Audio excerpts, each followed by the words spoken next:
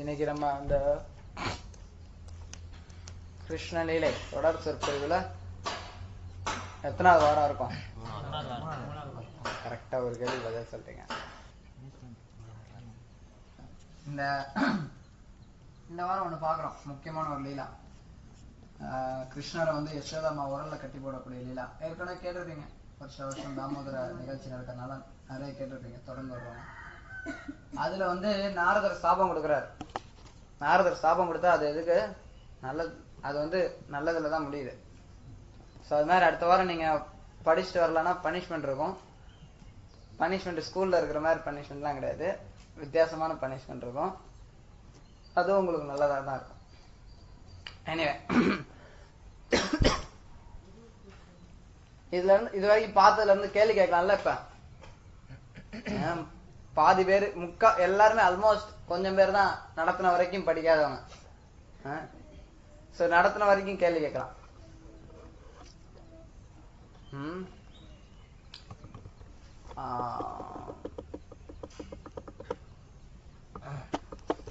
முதல் அத்தியாயத்துல எதோட ஆரம்பிக்குது?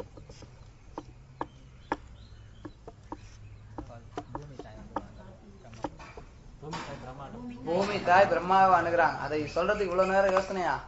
ஒருத்தர் சொன்னதுக்கு அப்புறம் தான் பூமி பூமி பூமி பூமி பூமி பூமி இருக்கு. ஒவ்வொருத்தரா பூமி தாய் பிரம்மாவை அணுகுறாங்க. சரி, இப்ப பிரம்மதேவருக்கு ஞானம் எப்படி கொடுக்கப்பட்டது? இதயத்துல கொடுக்கப்பட்டது.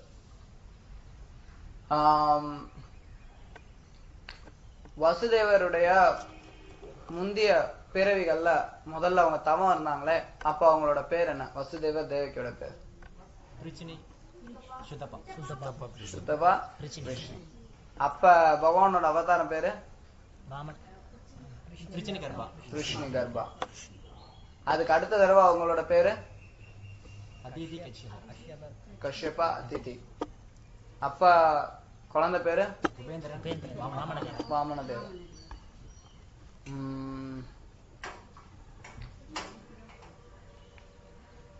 கிருஷ்ணர் என்ன நட்சத்திரத்துல பிறந்தார்?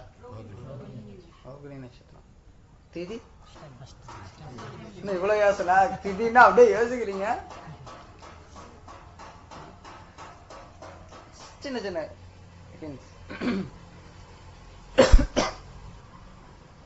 வேற என்ன பார்த்தோம்? கிருஷ்ணர் முதல்ல கொன்ன அரக்கம் பேர் என்ன? பூத்தனா. வசுதேவருக்கும் நந்த மகாராஜுக்கும் என்ன உறவு? சகோதர உறவு. கம்சனுக்கும் ஜராசந்தனுக்கும் என்ன உறவு? மாமனார். யாரு யாருக்கு மாமனார்? ஜராசந்தன் கம்சனோட மாமனார். வசுதேவருக்கு எத்தனை மனைவிகள்?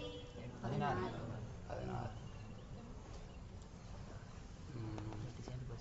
இது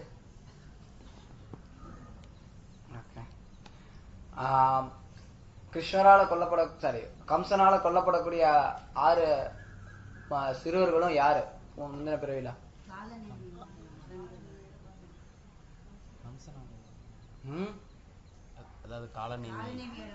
காலநேமியோட மகன்கள். அதுக்கு முன்னாடி சொல்லவே இல்லையா?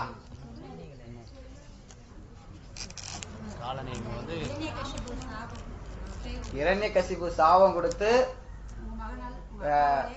ஆமா அது சரி. அதுக்கு முன்னாடி ஏன் அவங்க இரண்யகசிபோட பசங்களா வந்தாங்க?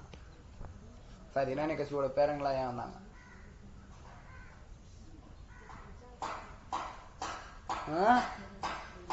கதை கூட ஞாபகத்துல இருக்க மாட்டேங்குது பாப்பா. பிலாசபி தான் ஞாபகத்துல இல்ல.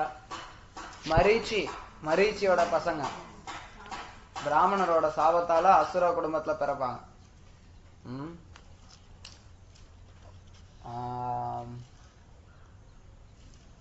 தேவர்களுடைய பிரார்த்தனைகள்ல இருந்து ஏதாவது ஒரு கருத்து சொல்லுங்க பார்க்கலாம். கர்ப்பத்துல கிருஷ்ணர் இருக்கும்போது தேவர்கள் பல பிரார்த்தனைகளை முன் வச்சாங்க. அதுல இருந்து ஏதாவது ஒரு 2 கருத்து யார் சொல்ல முடியும்? 2 கருத்து யார் சொல்ல முடியும்? தேவர்களோட பிரார்த்தனையில கிட்டத்தட்ட 10-15 பாயிண்ட்ஸ் இருக்கு. அதுல இருந்து 2 பாயிண்ட்ஸ் யார் சொல்ல முடியும்?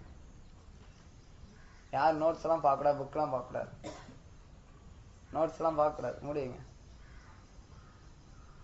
2 பாயிண்ட்ஸ் யாருக்கும் ஞாபகம் இல்ல. சொல்ல. அந்த யார் ஒருத்தர் வந்து பகவான் கிட்ட சரணடைஞ்சாங்களோ அவங்க அந்த கடக்கிறதுக்கான போட் வந்து அவங்க விட்டுட்டு போயிடுறாங்க. ஏன்னா அந்த அணுகிற உடனே அந்த கால் பிரிண்ட் அளவு கைப்பிடுது, அதனால ஈஸியாக கடந்துட முடியும். யார் ஒருத்தர் கிருஷ்ணரை சரணடைறாங்களோ அவங்களுக்கு இந்த சம்சார சாகரம் அப்படிங்கிறது ஒரு கன்றினுடைய குழம்புல பட்ட நீர் மாதிரி ஆயிடும். அப்புறம் வேற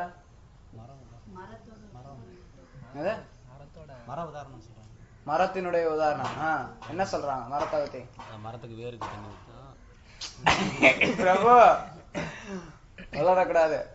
என்ன சொல்றாங்க? உடல் வந்து ஒரு பௌதிக மரமா உடலை வந்து மரத்துக்கு உதாரணம் காட்டி என்னென்ன சொல்றாங்க சொல்லுங்க பாக்கலாம். 2 விதமான பழங்கள் இருக்கு, இன்பம் துன்பம்.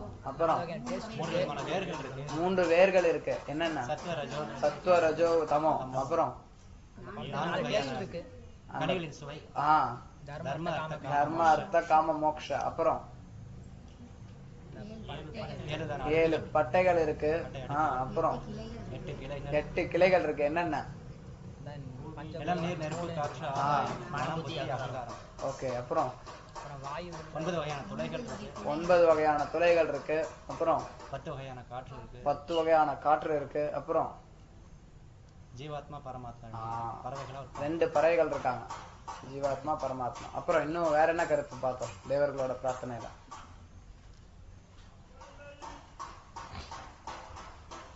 வேற என்ன சொல்றாங்க தேவர்கள்? வசுதேவரை காக்க வந்திருக்கீங்க, பக்தரை காக்க வந்திருக்கீங்க.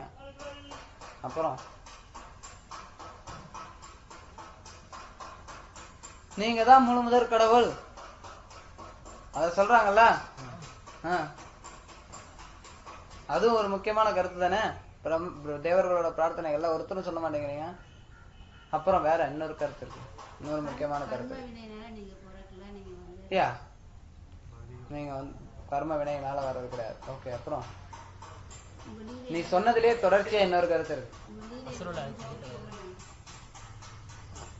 நீ சொன்ன கருத்து இருக்குல்ல, யாரு பகவான் கிருஷ்ணர்கிட்ட சரணடைறாங்களோ அவங்களுக்கு வந்து சம்சார சாகனம் அப்படிங்கிறது ரொம்ப எளிமையாயிடும். அதுக்கு தொடர்பாக இன்னொரு கருத்து இருக்கு, முக்கியமான கருத்து.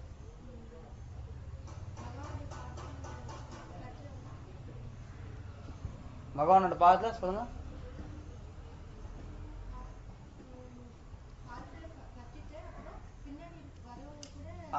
அது ஓகே, அதுதான் சொல்லிட்டாங்க. வேற இன்னொரு முக்கியமான கருத்து இருக்கு.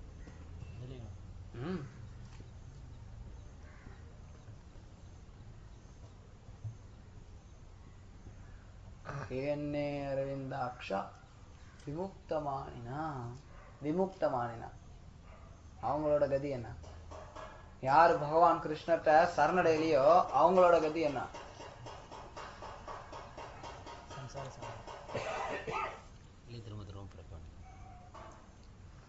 அதாவது தேவர்கள் சொல்றாங்க, யாரு உங்க திருவடிகள்ல சரணடைகிறாங்களோ அவங்க வந்து இந்த சம்சார சாகரத்தை எளிமையா கடந்துடுறாங்க. யாரு சரணடையிலையோ அவங்க வந்து தங்களுடைய சொந்த முயற்சியினால முக்தி பெற்றதா நினைச்சா கூட அந்த நிலையில இருந்து கீழே விழறாங்க. பதந்தியதா. அருவவாதிகள் மாயாவாதிகள் தங்களுடைய சொந்த முயற்சியினால தாங்களே வந்து முக்தி பெற்றதா நினைச்சுட்டு இருந்தாலும் அந்த நிலையில இருந்து கீழே விழறாங்கன்னு சொல்றாரு. இது நம்மளுடைய பிரச்சாரத்துக்கு ரொம்ப முக்கியமான ஒரு கருத்து. அருவவாதிகள் தங்களுடைய சுய முயற்சினால முன்னேறதா கற்பனை பண்ணாலும் உண்மையில அவங்க முன்னேறது கிடையாது, அந்த நிலையில இருந்து கீழே விழறாங்க. பார்த்தோமா இல்லையா? அது கூட ஊங்கிறது கூட சவுண்டா வர மாட்டேங்குது பாதி பேருக்கு. அப்படியே பிரபு அன்னைக்கு முதல் கிளாஸ்ல நிறைய சொன்னீங்க ப்ரோ, பிலாசபி ஒன்னும் ஞாபகத்துல இல்ல. சரி, பூத்தனா எதுக்கு ஒப்பிடப்படுறான்?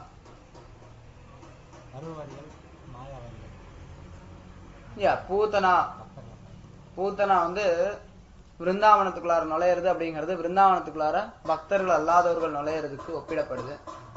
அப்புறம் அதாவது ஒரு பாம்பை வந்து கயிறா நினைச்சுக்கிற மாதிரி இருக்கிறாங்க. பாம்பை கயிறா நினைக்கிற மாதிரி பூத்தனா வந்து ஒரு சாதாரண பெண்மணியா நினைச்சிடறாங்க. அப்புறம் வேற என்ன பூத்தனா லீலைகள்ல நம்ம கருத்துக்கள் பார்த்தோம், சொல்லுங்க பார்க்கலாம். அழகிய பெண்களா வரக்கூடியவங்கள நம்ப கூடாது. அப்புறம் வேற என்ன கருத்து பார்த்தோம்?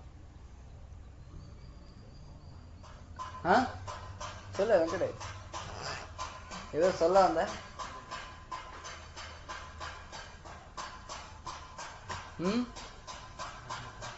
தெரியலையா? பூத்தனா முந்தின பிறவியில என்ன வந்தாங்க? பலி மகாராஜனுடைய தங்கை. இன்னொரு முக்கியமான கருத்து பூத்தனால என்ன அப்படின்னா, கிருஷ்ணர் தன் கிட்ட யாராவது அணுகுனாங்க அப்படின்னா அவங்க கிட்ட என்ன நற்குணம் இருக்கோ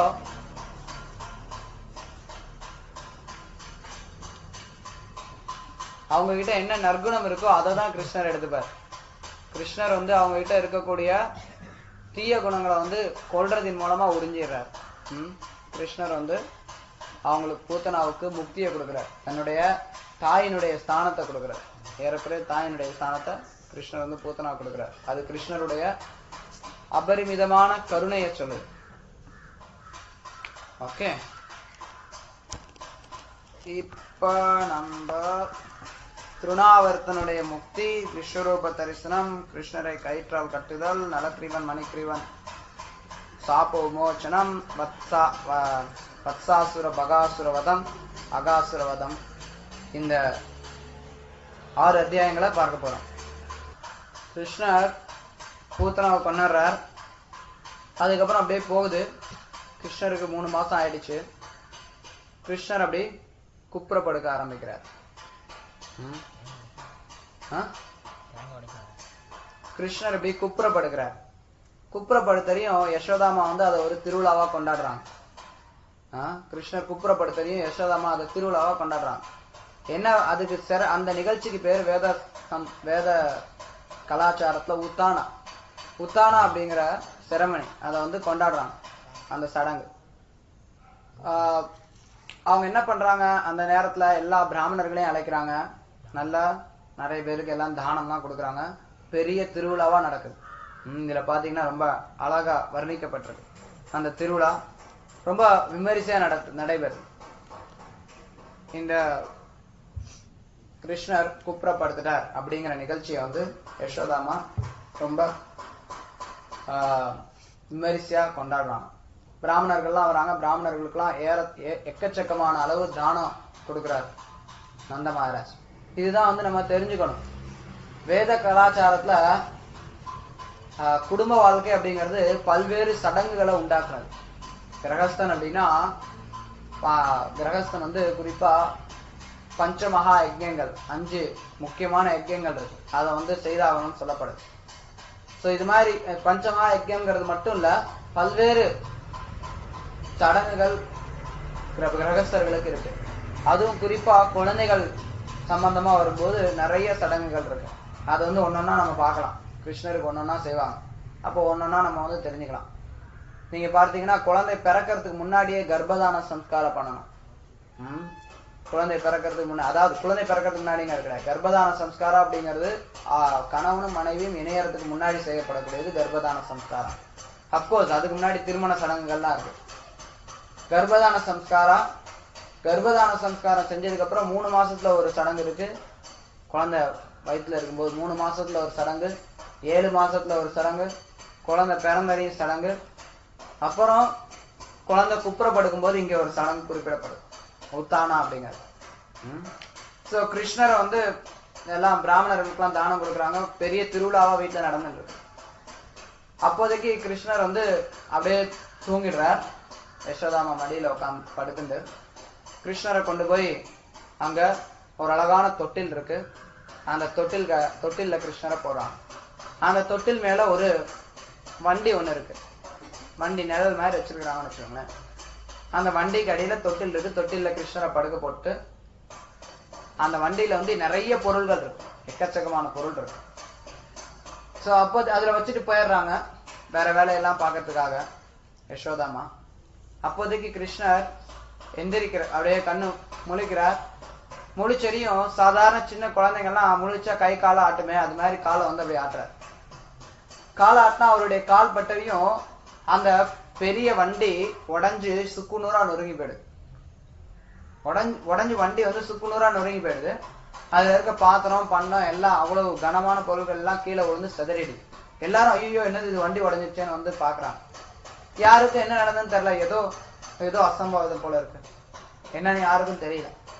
ஏதோ வண்டி உடஞ்சு போச்சு. எப்படி வண்டி உடஞ்சது கேக்குறாங்க. எப்படி வண்டி உடஞ்சிருக்க முடியும் திடீர்னு? அப்போ வந்து இந்த பசங்க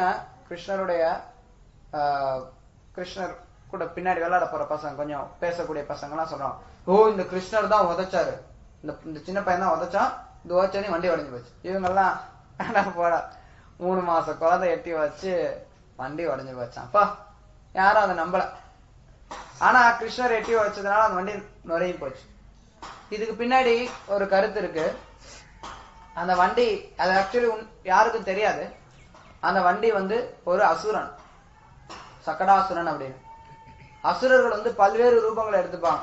அசுரர்கள் வந்து பேயோட ரூபத்துல வருவாங்க ஒரு சில நேரத்துல. சக்கடாசுரன் வந்து ஒரு பேய் அசுரன். அந்த பேய் வந்து அந்த வண்டிக்குள்ளார உள்ள போயிருந்தான். பேய் அசுரனான சக்கடாசுரன் அந்த வண்டிக்குள்ளார புகுந்துருந்தான். அதனால அந்த கிருஷ்ணர் உதைச்சதுக்கு அப்புறம் அந்த பேய் வந்து மண்ணோட மண்ணா போயிடுச்சு. கிருஷ்ணர் வந்து அந்த பேயை வந்து அழிச்சிட்டாரு. சோ அந்த இடத்துல வந்து மத்தவங்க யாருக்கும் அது புலப்படலை, என்ன நடந்தது ஏது நடந்தது, அசுரனா என்ன, ஏதோ ஒரு அசுரர்கள் வந்திருக்காங்க, ஏதோ தீங்கு நடந்து வந்திருக்கு, கிருஷ்ணர் காப்பாற்றப்பட்டார் அப்படிங்கறது நினைக்கிறாங்க. இருந்தாலும் இது ஏதோ ஒரு அசம்பாவிதமா இருக்கேன்னு சொல்லிட்டு மறுபடி பிராமணர்கள் எல்லாம் கூப்பிட்டு அவங்க எல்லாம் அங்கதான் இருக்கிறாங்க. மறுபடி இன்னொரு தடவை கிருஷ்ணருக்காக பிரார்த்தனை பண்ண சொல்றாங்க. இன்னொரு தடவை கிருஷ்ணனுடைய லீலைகளை புகழ சொல்றாங்க. அதாவது கிருஷ்ணனுடைய லீலைகள்னா இந்த இடத்துல நாராயணருடைய செயல்களை பத்தியும் நாராயணருடைய நாமத்தையும் சொல்றாங்க. ஏன்னா அவங்க என்ன நினைக்கிறாங்க, நாராயணர் வந்து இந்த பையனை காப்பாத்தணும் அப்படின்னு சொல்லி விருப்பப்படுறாங்க. அவங்களுக்கு தெரியல சாக்ஷாத் நாராயணரே, நாராயணருடைய மூலமே இங்க இருக்கிறார் அப்படின்னு. அவங்க வந்து நாராயணர் காப்பாற்றட்டும் அப்படின்னு சொல்லிட்டு பிராமணர்களை வச்சு அவங்கள கூப்பிடுறாங்க. சோ இதுல பாத்தீங்க அப்படின்னா பிராமணர்களுடைய தன்மைகள் வந்து இங்க தெளிவா சொல்லப்படுறது. அவர் வந்து சொல்றார் நந்த மகாராஜ், பிராமணர்கள் வந்து ஆசீர்வாதம் பண்ணாங்க அப்படின்னா அந்த ஆசீர்வாதம் பொய்க்காது. இதுதான் வந்து பிராமணர்களுடைய தன்மை. கலியுகத்துல வந்து பிராமணர்கள் அப்படின்னு எவ்வளவோ பேர் சொல்லிட்டு இருக்காங்க, ஆனா அதற்கான தன்மைகள் கிடையாது. அதனாலதான் பாத்தீங்கன்னா ஸ்ரீல பக்தி சித்தாந்த சரஸ்வதி டாக்கூர் குறிப்பா அவர் வந்து பிராமணன் அப்படின்னா என்ன அப்படிங்கறத ரொம்ப அழுத்தம் திருத்தமா சொன்னார். ஒரு தடவை என்னன்னா, எப்பவுமே பக்தி சித்தாந்த சரஸ்வதி டாக்கூர் இந்த ஜாதி அடிப்படையில், அதாவது நான் பிராமண குடும்பத்துல பிறந்தேன் அதனால நானும் பிராமணன் அப்படின்னு சொல்றத வந்து பயங்கரமா எதிர்ப்பு தெரிவிப்பார். சோ அப்படிப்பட்ட பக்தி சித்தாந்த சரஸ்வதி டாக்கூர் அவர் ஒரு தடவை ஒரு போட்டிக்கு, அதாவது ஒரு வாதத்துக்கு அழைக்கப்பட்டாங்க. பிராமணர்கள் பத்தி, பிராமணன் பெரியவனா வைஷ்ணவன் சிறந்தவனா அப்படிங்கறத பத்தி ஒரு வாதம். அதுக்கு வந்து இவர் போயிருந்தார். இவர் போய் பிராமணனை பத்தி பேசினார். பிராமணனை வந்து பயங்கரமா புகழ்ந்து பேசினார். பிராமணனை பயங்கரமா புகழ்ந்து பேசிட்டு சொன்னார், இந்த குணங்கள்லாம் ரொம்ப பெரிய ரொம்ப நாள் பேசினார் நினைக்கிறேன், நாள் கணக்குல பேசினார் சம்திங், எனக்கு சரியா ஞாபகம் இல்ல, நாள் கணக்குல பேசினாரா மணிக்கணக்குல பேசினார், ரொம்ப நாள் அதை பேசிட்டு அவர் கடைசியில பக்தி சித்தாந்த சரஸ்வதி டாக்கூர் இந்த தன்மைகள்லாம் யாருக்கிட்ட இருக்கு அப்படின்னு கேட்டார். அங்க யாருக்கிட்டே அந்த தன்மைகள்லாம் இல்ல. அதுக்கப்புறம் சொன்னார், அதையும் விட வைஷ்ணவன் உயர்ந்தவன் அப்படின்னு அதுக்கும் சாஸ்திரபூர்வமா விளக்குனார். இருந்தாலும் பிராமணர்கள் அப்படின்னா குணத்தளவுல அவங்க வந்து ரொம்ப தூய்மையானவர்களா இருக்கணும். அத்தகையவர் தான் பிராமணர்கள் சொல்லப்படுறாங்க. அதனாலதான் பாத்தீங்க அப்படின்னா பிரபுபா சொல்ல, நம்ம வந்து சமுதாயத்துல இந்த சமுதாயத்துல பிராமணர்களே கிடையாது, எல்லாம் களவு சூதர சம்பவம். ஆனா நம்ம வந்து ஒருத்தருக்கு பிராமணர் ஆகிறதுக்கு வாய்ப்புகள் தரோம். இந்த ஹரே கிருஷ்ணா இயக்கத்துல பிரபுபா நிறைய சொல்லியிருக்காரு, பிராமணர் ஆகிறதுக்கு எல்லாருக்குமே வாய்ப்புகள் தரும். குணத்தின் மூலமா, தன்மையின் மூலமா ஒருத்தர் பிராமணத்துவத்தை அடையறதுக்கு. சோ பிராமணர்கள்லாம் வராங்க, அவங்க எல்லாம் ஆசீர்வதிக்கிறாங்க. அதுக்கப்புறம் கிருஷ்ணருக்கு வந்து மறுபடி குளிப்பாட்டுறாங்க. கிருஷ்ணரை குளிப்பாட்டிட்டு மறுபடி எல்லாருக்கும் தானம் கொடுக்குறாங்க. இப்படி நிகழ்ச்சி நடந்து முடியுது. அப்புறம் கிருஷ்ணரை தினம் பாக்குறாங்க, விளையாடுறாங்க. கிருஷ்ணர் அப்படியே ஒரு மாதங்கள் போயின்னு இருக்கு. கிருஷ்ணருக்கு 1 வயசு ஆயிடுச்சு. கிருஷ்ணருக்கு 1 வயசு ஆயிடுச்சு. 1 வயசு ஆனதையும் கிருஷ்ணர் வந்து அப்படியே யசோதா வந்து கிருஷ்ணரை ஒரு நாள் 1 வயசு ஆனதுக்கு அப்புறம் தாலாட்டின்னு இருக்காங்க. கிருஷ்ணர் தாலாட்டு பாடின்னு இருக்காங்க கிருஷ்ணரை மடியில போட்டு. அப்போ வந்து கிருஷ்ணர் திடீர்னு பயங்கர கனமாயிட்டார். கிருஷ்ணரை வந்து தூக்கவே முடியல. என்னது இது, இவ்வளவு கனமா இருக்கிறானே பையன், பழையபடி ஏதோ அசுரன் வந்துட்டானா. ஒரு சில நேரத்துல ஏதாவது பேய் பூதங்கள் ஏதாவது ஒரு பொருள்ல போயிடுச்சு அப்படின்னா அதை தூக்க முடியாது. சோ அது மாதிரி கிருஷ்ணர் வந்து இவ்வளவு கனமானவர் ஆயிட்டாரு. இது கிருஷ்ணருக்குள்ளார ஏதாவது உள்ள திரும்பி, ஏன்னா அவங்க ஏற்கனவே பார்த்துட்டாங்க. முதல்ல பூத்தனா வந்தா, அப்புறம் ஏதோ வண்டி ஏதோ ஆபத்து நடக்கிறது தப்பிச்சுட்டான் கிருஷ்ணர். இப்ப ஏதோ மறுபடியும் ஏதோ கிருஷ்ணருக்கு ஏதோ ஆபத்து வருது போல இருக்கு அப்படின்னு சொல்லிட்டு பயப்படுறாங்க யசோதாமா. இவ்வளவு கனமா இருக்கானே குழந்தை அப்படின்னு. உடனே அவங்க வந்து நாராயணரை வழிபடுறாங்க. நாராயணா, நீ தான் காப்பாத்தணும், ஏதோ நடக்க இருக்கு, அசம்பாவிதம் நடக்க இருக்கு, காப்பாத்துப்பா அப்படின்னு சொல்லி பிரார்த்தனை பண்ணிட்டு குழந்தைய வச்சுட்டு அப்படி கொஞ்சம் நகர்றாங்க. சோ நகர்ந்ததே அந்த சமயத்துல வந்து ஏன் கிருஷ்ணர் அவ்வளவு கனமானாரு அப்படின்னு ஒரு கேள்வி எழலாம். ஏன் கனமானாரு? சரி, அசுரன் வரப்போறான். சரி, அசுரன் வரும்போது அவங்க அம்மா மடியில் அவங்க அம்மா பயந்துப்பாங்கல்ல, அதனால இன்னும் தெளிவா அவங்க அம்மாவே தாக்க கூட ஏறக்குறை வரை. அதாவது கிருஷ்ணர் வந்து கனமானவர் ஆகிறாரு, அதனால யசோதா கையில இருந்து வெளியில போயிறாரு. ஏன்னா அசுரன் வந்து யசோதா கையில இருந்து கிருஷ்ணரை பறிச்சுட்டு போனா யசோதாவால தாங்க முடியாதான். அசுரன் வந்து யசோதா மடியில இருக்கும்போது கிருஷ்ணரை தூக்கிட்டு போனா யசோதாவால தாங்க முடியாதான். அதனால வந்து கிருஷ்ணர் கனமாயி யசோதா மடியில இருந்து வெளில போய்க்கிறார்.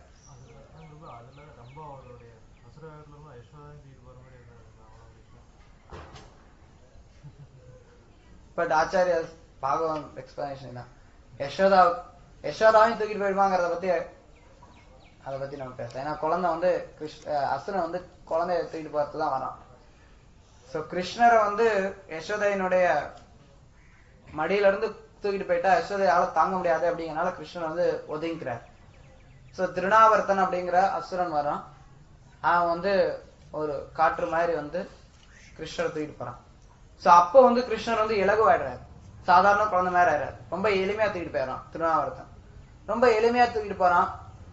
தூக்கிட்டு மேல போயிடுறான். மொத்த பிருந்தாவனம் அப்படியே தூசி கிளம்பிடுது. தூசி கிளம்புனாரு, யாருக்கும் எதுவும் தெரியல, என்ன நடக்குது ஏது நடக்குதுன்னு தெரியல. தூசி கிளம்புனாரு. யசோதாமாவனுடைய உடனடி பார்வை குழந்தை எங்கன்னு தான் தேடுறாங்க. பார்த்தா குழந்தைய காணும். உடனே அவங்களுக்கு வந்து ரொம்ப மன கஷ்டமாயிடுது. அவங்களால தாங்க முடியல, என்ன ஆகுதுன்னு சொல்லி. சோ கிருஷ்ணர் வந்து அப்படியே ஜாலியா கொஞ்சம் பறந்து போறாரு. கிருஷ்ணர் வந்து நினைச்சிருந்தா அந்த இடத்துல கொண்டு இருக்கலாம். கிருஷ்ணர் ஏன் இந்த ஒரு விளையாட்டை விளையாடுறாரு அப்படின்னா, கிருஷ்ணர் வந்து கொஞ்சம் வானத்துல பறக்கிறதுக்கு ஆசைப்படாராம். வானத்தை பறக்கிறதுக்கு ஆசைப்பட்டதுனால அவர் வந்து திருநாவர்த்தனோட அப்படியே கொஞ்சம் தூரம் பறந்து போறாரு. போனரி என்ன பண்ணாரு, அப்படியே கனத்தை அப்படியே அதிகப்படுத்துறாரு. திருநாவர்த்தன் வந்து அவனுக்கு சித்திகள்லாம் இருக்கு. சித்திகள்ல ஒரு சித்தி என்ன அப்படின்னா, தன்னுடைய உடலை வந்து எவ்வளவு வேணாலும் கனமாக்கிக்கிறது. அதன் அடிப்படையில திருநாவர்த்தன் வந்து தன்னுடைய உடலை கனமாக்கிக்கிட்டு கிருஷ்ணரை தூக்க பாக்குறான். ஆனா கிருஷ்ணர் வந்து இன்னும் கனமாக்குறார். 2 பேருக்கு நடுவுல கொஞ்ச நேரம் போட்டி நட. இந்த குழந்தையோட கனம் அதிகமா இருக்கவும் திருநாவர்த்தன் வந்து தன்னுடைய கனத்தை அதிகப்படுத்திக்கிட்டு தூக்கலான்னு பாக்குறான். ஆனா கிருஷ்ணரோட போட்டி போட முடியல. ஏன் போட்டி போட முடியல? இதுக்கு ஒரு தத்துவ பூர்வமா சொல்லுங்க பாக்கலாம். அப்கோர்ஸ் கிருஷ்ணர் பகவான், அவரோட போட்டி போட முடியாது. இன்னும் ஒரு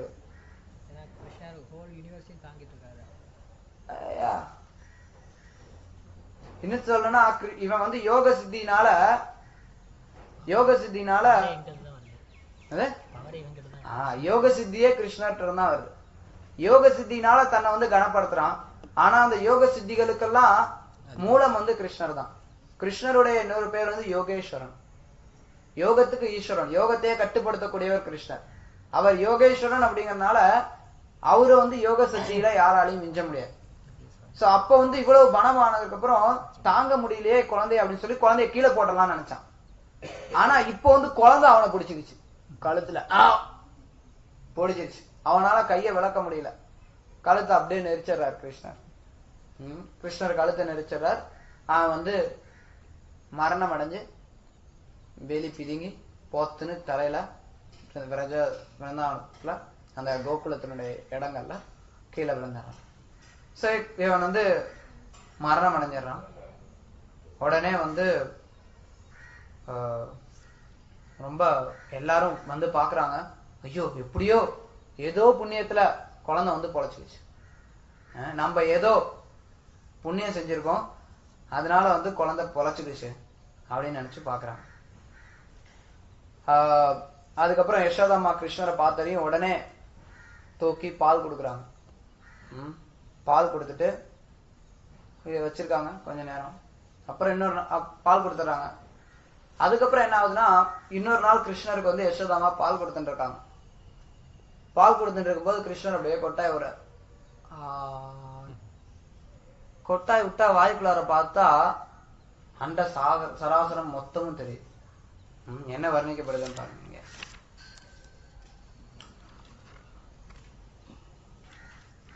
இந்த சம்பவம் நடந்த பிறகு, அதாவது திருநாவர்த்தன் வதம் நடந்த பிறகு, ஒரு நாள் அன்னை யசோதை குழந்தைக்கு பாலூட்டி சீராட்டி கொண்டிருந்த போது தன் மார்பிலிருந்து பால் அளவற்று சுரப்பதை உணர்ந்தாள். குழந்தையின் வாயை அவள் தன் விரலால் திறந்த போது பிரபஞ்ச தோற்றம் முழுவதையும் அவரின் வாயில் கண்டாள். மொத்தமும் உள்ள இருக்கு. கிருஷ்ணரின் வாயில் சந்திரன், சூரியன், நட்சத்திரங்கள், நெருப்பு, காற்று, சமுத்திரங்கள், தீவுகள், மலைகள், நதிகள், காடுகள், பிற சராசரங்கள் உள்ளிட்ட பிரபஞ்சம் முழுவதையும் அண்ணா கண்டார். உடனே பார்த்துட்டு என்ன சொல்றா, அப்படியே என்னது இது ஆச்சரியமா இருக்குது அப்படின்னு சொல்லி உணர்றா. உடனே கண்ணை மூடிக்கிட்டா. என்னது இது அப்படின்னு சொல்லிட்டு கண்ணை மூடிக்கிட்டா யசோதாமா. அவளால் வந்து பார்க்க முடியல. குழந்தையினுடைய பாவத்துல இருந்து தன்னோட குழந்தைக்குள்ளார இதெல்லாம் தெரியும், ஏதோ மறுபடியும் ஏதோ பூதங்கள் ஏதோ அட்டாக் பண்ணது போல இருக்கு அப்படின்னு சொல்லிட்டு கண்ணை மூடிக்கிட்டா. குழந்தைய பத்திரமா பாதுகாத்துக்கிட்டு கண்ணை மூடிக்கிட்டு.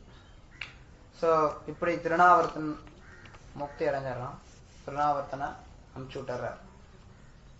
சோ இந்த சம்பவம் நிகழ்ந்துருது. அதுக்கப்புறம் என்ன ஆகுதுன்னா, வசுதேவர் வந்து மதுரால இருக்கார். எது வம்சத்தினுடைய ஆச்சாரியார், எது வம்சத்தோட ஆச்சாரியார், குலகுரு சொல்லலாம், கர்கமுனிய வசுதேவர் கூப்பிடுறார். கூப்பிட்டு, நீ போய் விருந்தாவனத்துல போய் இந்த கிருஷ்ண பலராம் 2 பசங்க இருக்காங்களே என்னோட பசங்க, அவங்களுக்கு பேர் சொல்லு, அவங்கள போய் பார்த்துட்டு வாங்க அப்படின்னு சொல்லி அனுப்புற. சோ கர்கமுனி நந்த மகாராஜர் தேடி வர. நந்த மகாராஜரை தேடி கர்கமுனி வந்தறியும் நந்த மகாராஜுக்கு பயங்கர ஆச்சரியம், சந்தோஷம். நந்த மகாராஜ் உடனே கர்கமுனிய வரவேற்று அவருக்கு வேண்டுங்கிற உபசாரம் தான் செய்யறார். அப்ப நந்த மகாராஜ் ஒரு முக்கியமான கருத்து சொல்றார். மகத் விசலனம் நுணாம் கிருஹீனாம் தீன சேதசாம் நிக்ஷ்ரேயசாய பகவான் கல்பத்தே நான்யதா க்வச்சித். அவர் சொல்றார், நீங்க வந்து கிரகஸ்தர்களை காப்பாத்துறதுக்காக வர்றீங்க. சாதுக்களான உங்களுக்கு அங்க இங்க போகணும் அப்படிங்கிற அவசியம் எதுவுமே கிடையாது. மத்தவங்களை காப்பாத்துறதுக்காக தான் நீங்க வந்து பிரயாணம் பண்றீங்க அப்படிங்கிற. இந்த இடத்துல வந்து சாதுக்களுடைய குணம், சாதுக்களுடைய தன்மை, எப்படி சாதுக்கள் இருக்கணும், சாதுக்களை எப்படி நடத்தணும், ரெண்டுமே சொல்லப்படுது. ஒரு விதத்துல பாத்தீங்க அப்படின்னா, சாதுக்கள் எது மேலையும் பற்றுதல் கொள்ளக்கூடாது. கிரகஸ்தர்களுடைய வீடுகளுக்கு போகும்போது அந்த கிரகஸ்தர்கள்ட்ட இருந்து தனக்கு ஏதாவது கிடைக்கும் அப்படிங்கறதோட போறது கிடையாது. கிரகஸ்தர்களுக்கு ஏதாவது கொடுக்கணுங்கிறதோட, கொடுக்கணும்னா என்ன, கிருஷ்ண பக்தியை கொடுக்கணும், அந்த ஒரு எண்ணத்தோட சாதுவானவன் கிரகஸ்தனுடைய வீட்டுக்கு போறான். இது சாதுனுடைய கடமைகள்ல ஒன்று. இங்க என்ன நந்த மகாராஜ் சொல்றாருன்னா, கிரகஸ்தர்கள் கிரகத்திலேயே மூழ்கி இருக்கிறதுனால அந்த கிரகஸ்தர்களை காப்பாத்துறதுக்காக நீங்க வரீங்க. சோ சாதுனுடைய கடமைகள்ல ஒன்று இந்த மாதிரி பிரயாணம் செஞ்சு பிரச்சாரம் பண்றது அப்படிங்கிறது. இது ஏதோ இப்போதைக்கு நம்ம பண்ணிட்டு இருக்கிறோம் அப்படிங்கிறது கிடையாது. இது கர்கமுனி அப்பயே அவர் பண்ணிட்டு இருந்திருக்காரு. அப்பயே வந்து நந்த மகாராஜ் சொல்றார், நீங்க வந்து உங்களை போன்ற சாதுக்கள் இந்த மாதிரி பல இடங்கள்ல போய் பிரச்சாரம் பண்றாங்க, கிரகஸ்தர்களை காப்பாத்துறாங்க. அவர் சொல்லிட்டு சொல்றார். சோ இன்னொன்னு இதுல இன்னொன்னு என்ன பார்க்கணும் அப்படின்னா, கிரகஸ்தர்களுடைய நடத்தை, கிரகஸ்தர்கள் வந்து சாதுக்களை எப்படி நடத்துறாங்க அப்படிங்கறதையும் நமக்கு தெரிஞ்சுக்கலாம். கிரகஸ்தர்கள் வந்து சாதுக்கள் கிரகஸ்தர்கள் எப்பவுமே தங்களை வந்து ரொம்ப கீழ்நிலையில வச்சுப்பாங்க. இது கிரகஸ்தர்களுடைய மனோபாவத்துல ஒண்ணு. ஏன்னா உண்மையான சூழ்நிலையும் அப்படிதான். ஏன்னா கிரகஸ்தர்களுக்கு வந்து நிறைய கிரகத்துல சிக்குண்டு பல பிரச்சனைகளுக்கு மத்தியில மாட்டின்னு இருக்கிறதுனால அவங்க வந்து சாதுக்களுடைய சங்கத்தை வந்து ரொம்ப பெருமையா கருதுவாங்க. கொஞ்சோண்டு சாதுக்களுடைய சங்கம் கிடைச்சாலும் அது நமக்கு ரொம்ப முக்கியத்துவம் அப்படிங்கறத உணர்வாங்க. சோ அவர் வந்து கர்கமுனிய புகழ்ந்து பேசுறார். நீங்க வந்து ஜாதகத்துக்கு ரொம்ப மிகச்சிறந்தவர், எல்லாருடைய ஜாதகத்தையும் நீங்க கணிக்கக்கூடியவர், கணிக்கிறதுல வல்லவர், நிகழ்காலம், இறந்த காலம், வருங்காலம் எல்லாத்தையும் உங்களால சொல்ல முடியும், என்ன நடக்கும் அப்படிங்கறத உங்களால தெளிவா சொல்ல முடியும் அப்படிங்கிறார். இது வந்து ஜாதகத்துல ஒரு சிறப்பு அம்சம். ஜாதகத்தை கணிக்கிறதுக்கான பக்குவமான நபர் இருந்தா பக்குவமா கணிக்க முடியும். சோ இதெல்லாம் வந்து வேத கலாச்சாரத்துல ஒரு தினசரி பகுதி. ஒரு சில ஜாதக வல்லுநர்கள் வந்து சரியா கணிக்க முடியும். இன்னைக்கு சமீப காலத்துல கூட கொஞ்சம் பேர் ஒரு சிலர் இருந்தாங்க. நீங்க பாத்தீங்கன்னா இங்க கர்கமுனி கிருஷ்ண பலராம் சாக்ஷாத் முழுமுதற் கடவுள் அப்படிங்கறத அறிஞ்சுக்கிறார். அது மட்டும் இல்லாம இப்ப 500 வருஷத்துக்கு முன்னாடி கூட பாத்தீங்கன்னா சைத்திர மகாபிரபு இருந்தப்ப சைத்திர மகாபிரபு ஒரு ஜோசியக்காரன்ட்ட போய் என்னோட ஜாதக பார்த்து சொல்லு அப்படிம்பார். குழந்தையா, சின்ன குழந்தையா இருப்பார். அப்போதைக்கு அவர் வந்து அந்த குழந்தைய அப்படியே பார்த்துட்டு அந்த குழந்தை யாருன்னு தியானிக்கும் போது சாக்ஷாத் பகவான் அப்படிங்கறத கண்டுபிடிச்சிடும். 500 வருஷத்துக்கு முன்னாடி கூட அதை வந்து கரெக்டா தெரிஞ்சுக்கக்கூடிய நபர்கள் இருந்தாங்க. சோ சாக்ஷாத் பகவான் சைத்தன்ய மகாபிரபு கண்டுபிடிச்சிட்டு சுலர், ஹே நீ பகவான் அப்படிம்பாரு. உடனே சைத்தன்ய மகாபிரபு குழந்தை, சின்ன பையன், அவர் வந்து நக்கல் அடிப்பார். ஹே ஹே ஹே பட, நீ போலி ஜோசியக்காரன், நான் பகவானா? எனக்கு தெரியும் நான் போன ஜென்மத்துல என்னவா இருந்தேன். நான் வந்து போன ஜென்மத்துல மாட்டுக்கார பையனா இருந்தேன். நீ வந்து என்னடான்னா பகவான்னு சொல்லிட்டு இருக்கிற. நான் மாட்டுக்கார பையனா இருந்தேன், நீ ஏமாத்திர போலி ஜோசியர் அப்படின்னு சொல்லிட்டு விளையாட்டா சொல்லிட்டு போயிடுவார். நான் என்ன சொல்றேன்னா, அந்த ஜாதகத்தை கணிக்கக்கூடிய திறன் வாய்ந்தவர்கள் இருந்தாங்க அப்பயும் 500 வருஷத்துக்கு முன்னாடி கூட. ஆனா இன்னைக்கெல்லாம் எல்லாம் அந்த பேர்ல நிறைய தொழில் தான் நடந்துருக்கு. இருந்தாலும் ஒரு சில விஷயங்களுக்கு உதவலாம். சோ அதுக்கப்புறம் கர்க முனிவர் அவர் பேச ஆரம்பிக்கிறார்.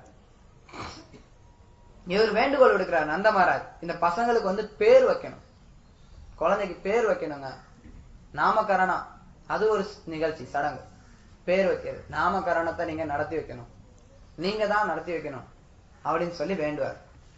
சோ அது வேண்டுனரையும் கர்கமுனி சொல்லுவார், நான் இதை நடத்த முடியாதுப்பா, ஏன்னா நான் வந்து எது வம்சத்தோட ஆச்சாரியன், எது வம்சத்தோட ஆச்சாரியன் ஆனா நீ எது வம்சத்தை சேர்ந்தவன் தான், இருந்தாலும் உன் குழந்தைக்கு நான் வந்து பேர் வச்சு இந்த நிகழ்ச்சியை நடத்தினேன் அப்படின்னா அப்ப கம்சன் வந்து சந்தேகப்படுவான், ஒருவேளை இந்த 2 குழந்தைங்களும் தேவகியோட குழந்தைங்களோ அப்படின்னு. கர்கமுனி வந்து மறைமுகமா சொல்றாரு, இது தேவகியோட குழந்தைதான் அப்படிங்கறத மறைமுகமா சொல்றாரு. நான் வந்து இந்த நாமகரண நிகழ்ச்சியை நடத்தினேன் அப்படின்னா ஒருவேளை இந்த கிருஷ்ணர் வந்து தேவகியோட குழந்தையோ அப்படின்னு கம்சன் சந்தேகப்பட்டுருவான் அப்படின்னு சொல்லிட்டு நான் இதை பண்ண முடியாது அப்படின்னு சொல்லி மறுக்கிறார். அவர் சொல்றார், ஏன்னா கம்சனுக்கு ஏற்கனவே சந்தேகம் இருக்கு, தேவகியோட ஜாதகத்தின் பிரகாரம் தேவகியோட 8வது குழந்தை பெண் குழந்தை கிடையாது, ஆனா பிறந்தது என்னமோ பெண் குழந்தை. ஆனா அதே சமயத்துல தேவி வந்து சொல்லிட்டு போயிட்டாங்க, உன்னை கொல்ல இருக்கிற குழந்தை எங்கேயோ பிறந்துடுச்சு அப்படின்னு. அதனால ஏற்கனவே கம்சன் வந்து ஆளுங்களெல்லாம் ஏவி விட்டு இருக்கான். ஏற்கனவே கம்சனுக்கு இங்க கிருஷ்ணர் மேல கொஞ்சம் ஏற்கனவே ஒரு சிலர் செத்து போயிட்டாங்க கம்சனோட ஆளுங்க கிருஷ்ணரால. அதனால கம்சன் வந்து ஏற்கனவே கிருஷ்ணர் மேல கொஞ்சம் சந்தேகத்துல இருக்கான். அதனால கர்கமுனி வந்து மறைமுகமா சொல்றார், நான் வந்து இந்த நிகழ்ச்சியை நடத்தினேன் அப்படின்னா கம்சனோட சந்தேகம் வலுப்பெற்றுடும், இதன் மூலமா நந்த மகாராஜுக்கு செய்தி போகுது மறைமுகமா, உன் குழந்தை இல்ல இது, ரெண்டுமே யாரும் உன் குழந்தை கிடையாது, அவரோட குழந்தை, தேவகி வசுதேவரோட குழந்தை அப்படிங்கறத சொல்றார். உடனே நந்த மகாராஜ் சொல்றார், நீங்க சொல்றதை ஏத்துக்கிறேன், ஆனா அதே சமயத்துல இவ்வளவு பெரிய சாது இங்க வந்திருக்கீங்க, உங்களை நான் உபயோகப்படுத்திக்கணும் என்னுடைய குழந்தைகளோட நலனுக்காக, உண்டா இல்லையா? இவ்வளவு பெரிய சாது வந்திருக்கீங்க, சாது வந்தவங்கள உபயோகப்படுத்தாட்டி அது முட்டாள்தனம் தானே. பல பேர் சாதுக்கள் வரும்போது ஆசீர்வாதம் கொடுங்க அப்படின்னு சொல்லி கேட்டுருப்பாங்க, இல்ல தர்சனம் கொடுங்க, இல்ல எனக்கு ஏதாவது காசு பணம் கொடுங்க. இது சாதுவை உபயோகப்படுத்துறது கிடையாது. சாது நம்மளுடைய நித்தியமான நலனுக்காக ஒருத்தர் உபயோகப்படுத்தணும். அதுதான் சாதுவை உபயோகப்படுத்துறதுக்கான அழகு. சோ அது மாதிரி இவர் சொல்றார், சாதுவ இந்த விருந்தாவன மொத்த இடமே இவங்களை நம்பி இருக்குது. சோ உங்களை நான் உபயோகப்படுத்திக்கணும். அதனால நீங்க மறைமுகமா இந்த குழந்தைகளுக்கு பேர் வைங்க. நம்ம விமரிசையா பண்ண தேவையில்ல, எதுவும் பெரிய அளவுல விமரிசையா பண்ண தேவையில்ல. சொந்த உற்றார் உறவினர் கூட நான் சொல்லல, ரொம்ப சொந்தக்காரங்களை க்ளோஸ் ரிலேட்டிவ் கூட இன்ஃபார்ம் பண்ண கிடையாது. ஆனா இந்த நிகழ்ச்சியை நடத்தி கொடுங்க அப்படிங்கிற கர்கமுனி ஏத்துக்கிற, ஓகே நான் குழந்தைங்களை பேர் வைக்கிறேங்கிற. சோ முதல்ல பலராமர் தூக்கிட்டு வராங்க. அவர் சொல்றார், இந்த குழந்தை விருந்தாவன வாசிகள் எல்லாருக்கும் மகிழ்ச்சியை கொடுப்பான், விருந்தாவன வாசிகள் எல்லாரும் பார்த்துப்பான். அதனால இந்த குழந்தையோட பேர் ராமா. எல்லாருக்கும் இன்பம் கொடுக்கறதுனால குழந்தையோட பேர் ராமா. நிறைய பலம் இருக்கு, ரொம்ப பலசாலி, அதனால பலராமா அப்படின்னு சொல்லி அவர் பேர் வைக்கிறார். சோ பலதேவ் பலராம் அப்படிங்கிற பேர் அவருக்கு கொடுக்கப்படுது. அதுக்கடுத்து கிருஷ்ணரை பார்த்துன்னு சொல்றார், இந்த குழந்தை பல தடவை பல மாதிரி வந்திருக்குது. இந்த குழந்தை ஒவ்வொரு யுகத்திலையும் ஒவ்வொரு கலர்ல வருது. இது ரொம்ப முக்கியமானது, நம்மளுடைய சம்பிரதாயத்துல முக்கியமான கருத்து, கவனிங்க. கர்கமுனி சொல்றார், இந்த குழந்தை ஒவ்வொரு யுகத்திலையும் ஒவ்வொரு கலர்ல வருது.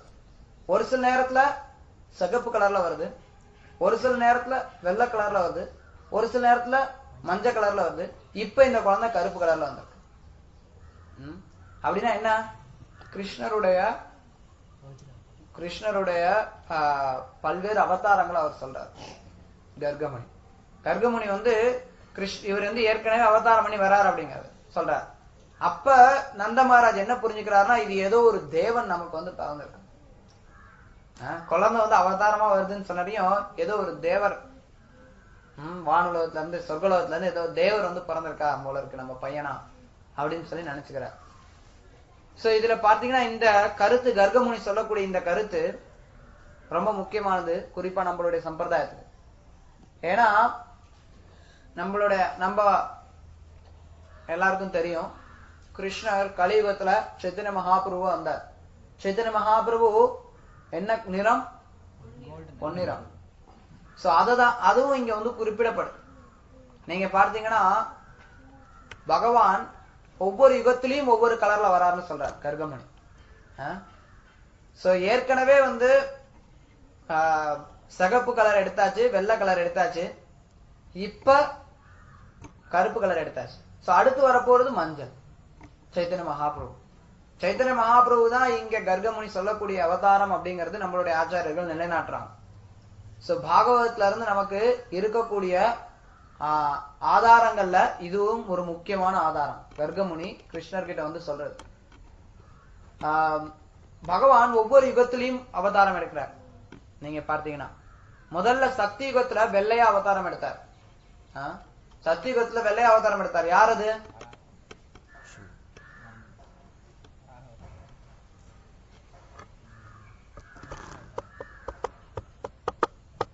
வெள்ளை நிறத்துல அவதாரம் எடுத்தார். இது நம்ம சம்பிரதாயத்துக்கு ரொம்ப முக்கியம், தெரிஞ்சுக்கணும். சைத்தன்ய மகாபிரபு கிருஷ்ணர் பகவான் விஷ்ணு சக்தி யுகத்துல அந்த யுகத்தினுடைய தர்மத்தை, அந்த யுக தர்மத்தை பிரச்சாரம் பண்றதுக்காக அவர் வெள்ளை நிறத்துல வந்தார்.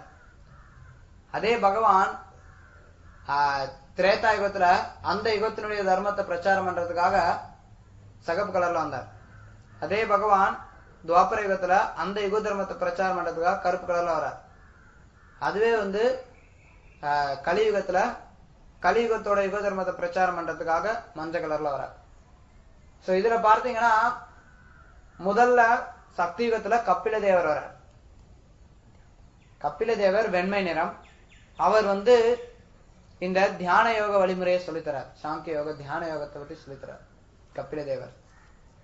எப்படி பகவான் விஷ்ணுவை வந்து நம்ம தியானிக்கிறது அதை வந்து சொல்லித்தரார். நீங்க பாகவத்துல 3ஆவது காண்டத்துல கபில தேவனுடைய உபதேசங்கள் ரொம்ப விரிவா இருக்கு. அதுக்கப்புறம் திரேதா யுகத்துல பகவான் யஜ்ஞபதியா வர. யஜ்ஞபதி அவர் 4 கரங்களோட விஷ்ணு ரூபத்தையோ தோற்றம் அளிச்சார். அவர் வந்து யஜ்ஞம் எப்படி பண்றது அப்படிங்கறத பத்தி சொல்லித்தரார். அவருடைய கரங்கள் வந்து யஜ்ஞத்துக்கான பொருள்களோட இருக்கும். யஜ்ஞபதியினுடைய உருவம். யஜ்ஞபதியை பத்தி நமக்கு அதிகமான தகவல்கள் கிடையாது. ஆனா இந்த குறுகிய தகவல் பாகவத்துல இருக்கு. யஜ்ஞபதி வந்து அவர் ஒரு காலகட்டத்துல தகுதியான இந்திரன் இல்லைன்னு சொல்லிட்டு அவரே இந்திர பதவியை எடுத்துப்பார். சோ இந்திர பதவியில இருப்பார் யஜ்ஞபதி பகவான் விஷ்ணு. சோ அவர் வந்து யஜ்ஞத்தை சொல்லி கொடுத்தார். சோ பொதுவா துவாபர யுகத்திலையும் கலியுகத்திலையும் பகவான் விஷ்ணு கருமை நிறத்துல வந்து கோயில் வழிபாட்டையும் பொன்னிறத்துல வந்து சங்கீர்த்தனத்தையும் பரப்பார். ஆனா பகவான் கிருஷ்ணர் வரும்போது அவதாரி அவர் வரும்போது அவர் இந்த கோயில் வழிபாடு பத்திலாம் அவர்லாம் சொல்லி தரலாம் வரல. அவர் வெறும் லீலைகளை மட்டும் சொல்லி கொடுத்துட்டு போயிட்டார். சைத்தன்ய மகாபிரபு வெறும் நாம சங்கீர்த்தனத்தை மட்டும் கொடுக்கல. அவர் வந்து அதுக்கு மேல கிருஷ்ண பிரேமை பத்தி சொல்லி கொடுத்தார். ஒவ்வொரு கல்பத்திலையும் பகவான் அவதாரம் எடுக்கிறார். ஒவ்வொரு நீங்க பாத்தீங்கன்னா சத்தியுகம், திரேதாயுகம், துவாபரயுகம், கலியுகம். உண்மையில பாத்தீங்கன்னா சக்தியுகம், துவாபரயுகம், திரேதாயுகம், கலியுகம். இதுதான் சர்க்கிள். எப்பயாவது ஒரு தடவை துவாபரயுகம் பின்னாடி வரும். துவா அப்படின்னா 2, 2வது யுகம். திரே அப்படின்னா 3, 3வது யுகம். ரெகுலர் சைக்கிள் வந்து சக்தியுகம், துவாபரயுகம், திரேதாயுகம், கலியுகம். ஒரு சில நேரத்துல துவாபரயுகம் வந்து பின்னாடி வரும், திரேதாயுகம் முன்னாடி போகும். சோ இங்க இன்னும் என்ன சொல்லப்படுதுன்னா, இந்த ஒவ்வொரு யுகத்திலையும் பகவான் அவதாரம் எடுத்து வர. சக்தியுகம், துவாபரயுகம், திரேதாயுகம், கலியுகம். இது ரெகுலரா இந்த 4 யுகங்கள் சேர்ந்து அது மாதிரி 1000 யுகங்கள் சேர்ந்தது அப்படின்னா அது வந்து பிரம்மாவுக்கு ஒரு பகல். பிரம்மாவோட பகல்ல 999 தடவை விஷ்ணு வருவார். கருப்பு நிறத்துல வருவார் விஷ்ணு.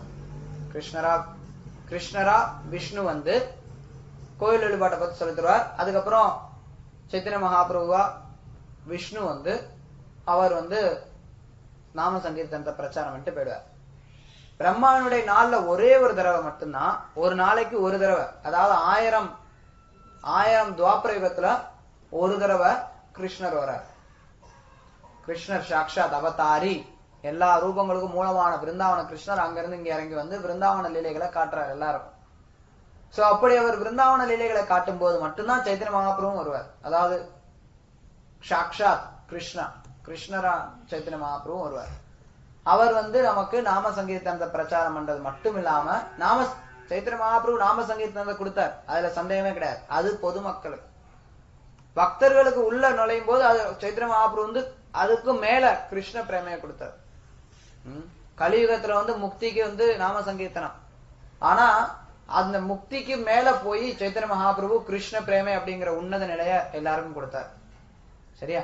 அதனால நம்ம வந்து இந்த கிருஷ்ண அவதாரம், இங்க கர்கமுனி வந்து கிருஷ்ணர் பத்தி சொல்லும் போது அது வந்து நமக்கு ரொம்ப முக்கியமான கருத்து.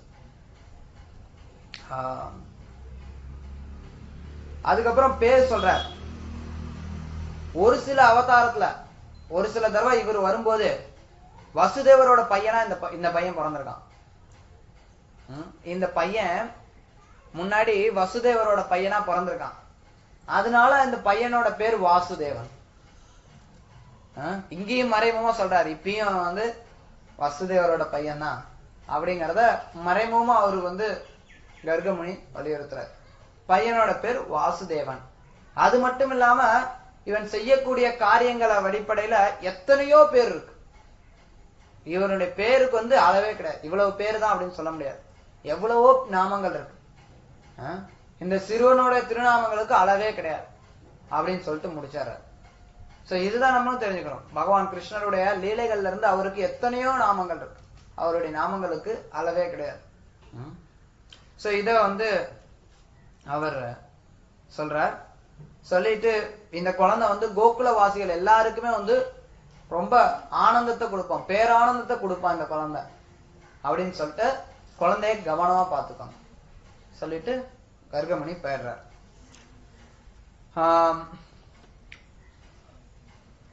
போயிடுறார். அதுக்கப்புறம் கிருஷ்ணர் முட்டி போட்டு நடக்க ஆரம்பிக்கிறார், தவள ஆரம்பிக்கிறார். குழந்தை தவழ்ற மாதிரி தவழ்றார். சோ அவர் தவழும் போது நடக்கக்கூடிய லீலைகள் எல்லாமே ரொம்ப சிறப்பு வாய்ந்தது. கிருஷ்ணர் தவழ்ற இன்னொரு கருத்து, கர்கமுனி இன்னொரு கருத்து ஒண்ணு சொல்றார். இந்த குழந்தை நாராயணனுக்கு சமமானவன் அப்படிங்கிறார். சோ இதுல இருந்தே இந்த குழந்தை வந்து முழுமுதற் கடவுள் தான் அப்படிங்கிறத கர்கமுனி சொல்றார். ஆனா நந்த மகாராஜனுடைய உயர்ந்த வாத்சல்ய பாவத்தினால அதை வந்து அவர் வந்து பொருட்படுத்தல. அவர்கிட்ட சொல்றார் நாராயண சமா அப்படின்னா சும்மா நம்ம ஊர்ல சொல்லுவாங்க, இந்த குழந்தை பாக்குறதுக்கு இவ்வளவு அழகா இருக்குதே, முருகனை மாதிரி இருக்குதே, செந்தில்னு பேர் வைக்கலாமே, இப்படின்லாம் பேர் வைப்பாங்க, இப்படிலாம் சொல்லுவாங்க. இந்த மாதிரி சொல்லக்கூடியவர் கிடையாது கர்கமுனி. அந்த மாதிரி கேட்டுக்கக்கூடியவரும் கிடையாது நந்த மகாராஜ். கர்கமுனி மிகச்சிறந்த பக்தர், உயர்ந்த ரொம்ப சாது, நல்ல பண்டிதர், விஷயங்களை தெரிஞ்சவர். அதே மாதிரி நந்த மகாராஜர் மிகச்சிறந்த பக்தர், நாராயணரை தொடர்ந்து வழிபடக்கூடியவர். சோ ஒரு சாது, ஒரு சிறந்த தூய பக்தர் வந்து ஒரு சாதாரண ஆத்மாவை நாராயணனுக்கு சமமானவன்னு சொல்ல மாட்டாங்க. ஏன்னா நமக்கு தெரியும், யாராவது ஒரு ஆத்மாவை எவன் ஒருத்தன் நாராயணனுக்கு சமமாக, ஆத்மா அப்படின்னா அது வந்து யாரா வேணாலும் இருக்கட்டும், சிவனா இருந்தாலும் சரி, பிரம்மாவா இருந்தாலும் சரி, சிவனையோ பிரம்மனையோ கூட விஷ்ணுவுக்கு சமமா யார் ஒருத்தன் கருதுறானோ அவன் வந்து பாஷண்டி, அவன் வந்து நாத்திகன் அப்படின்னு சாஸ்திரம் சொல்லுது. நம்ம ஊர்ல வேணா சொல்லிக்கலாம், நானும் வந்து ஆஸ்திகங்கன்னு சொல்லிட்டு எல்லா கடவுளையும் கும்பிட்டுட்டு கிருஷ்ணரும் எல்லாம் ஒண்ணுதாங்கன்னு சொல்லிட்டு இருக்கலாம். ஆனா சாஸ்திர பிரகாரம் யார் ஒருத்தர் கிருஷ்ணருக்கு சமமா, அதாவது கிருஷ்ணர் விஷ்ணுவுக்கு சமமா சிவனையோ பிரம்மனையோ சாதாரண உயிர்வாளியோ கருதுறாங்களோ அவங்க வந்து நாஸ்திகர்கள், அவங்க வந்து பக்தர்களாக கருதுறதுக்கு வாய்ப்பே கிடையாது. சாஸ்திரம் வந்து தெல்ல தெளிவா சொல்லுது, நாராயணனுக்கு சமமா யாரையாவது ஒருத்தங்க கருதுனாங்க அப்படின்னா அவங்க நாத்திகர்கள். ஆனா இங்க கர்கமுனி வந்து நாராயணனுக்கு சமமானவன்னு சொல்லி கிருஷ்ணரை வந்து சொல்லிட்டு போறார். சோ அதுக்கப்புறம் அவர் போயிடுறார். கிருஷ்ணர் முட்டி போட்டு நடக்க ஆரம்பிக்கிறார். கிருஷ்ணர் முட்டி போட்டு நடக்க ஆரம்பிக்கும் போது பல லீலைகள் நடக்குது. இந்த பிரஜவாசிகள் எல்லாரும் நிறைய கொலுசு போட்டிருப்பாங்க, கோபியர்கள் எல்லாரும். அந்த கொலுசு சத்தம் வந்து கிருஷ்ணரை வந்து ரொம்ப கவருமா.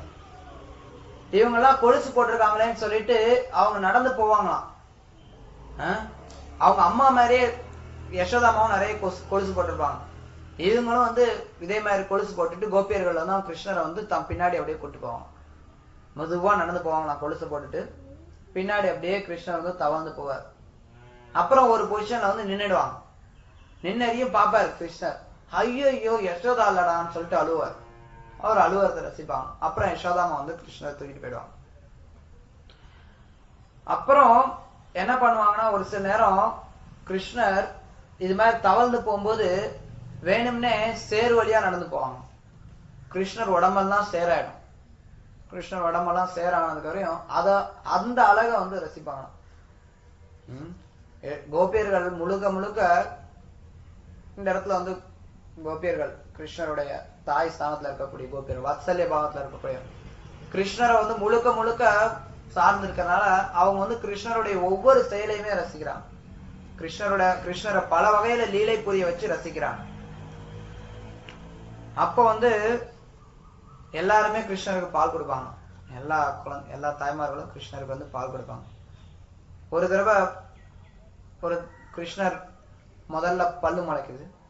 அந்த பல்லு முளைக்கிறது வந்து யசோதாமாவுக்கு மகிழ்ச்சி தாங்க முடியல. கிருஷ்ணருக்கு பல்லு முளைச்சிருச்சுன்னு சொல்லிட்டு ஊர் உலகமே வந்து கூப்பிட்டு வச்சு விருந்து கொடுக்குறாங்க, கொண்டாடுறாங்க.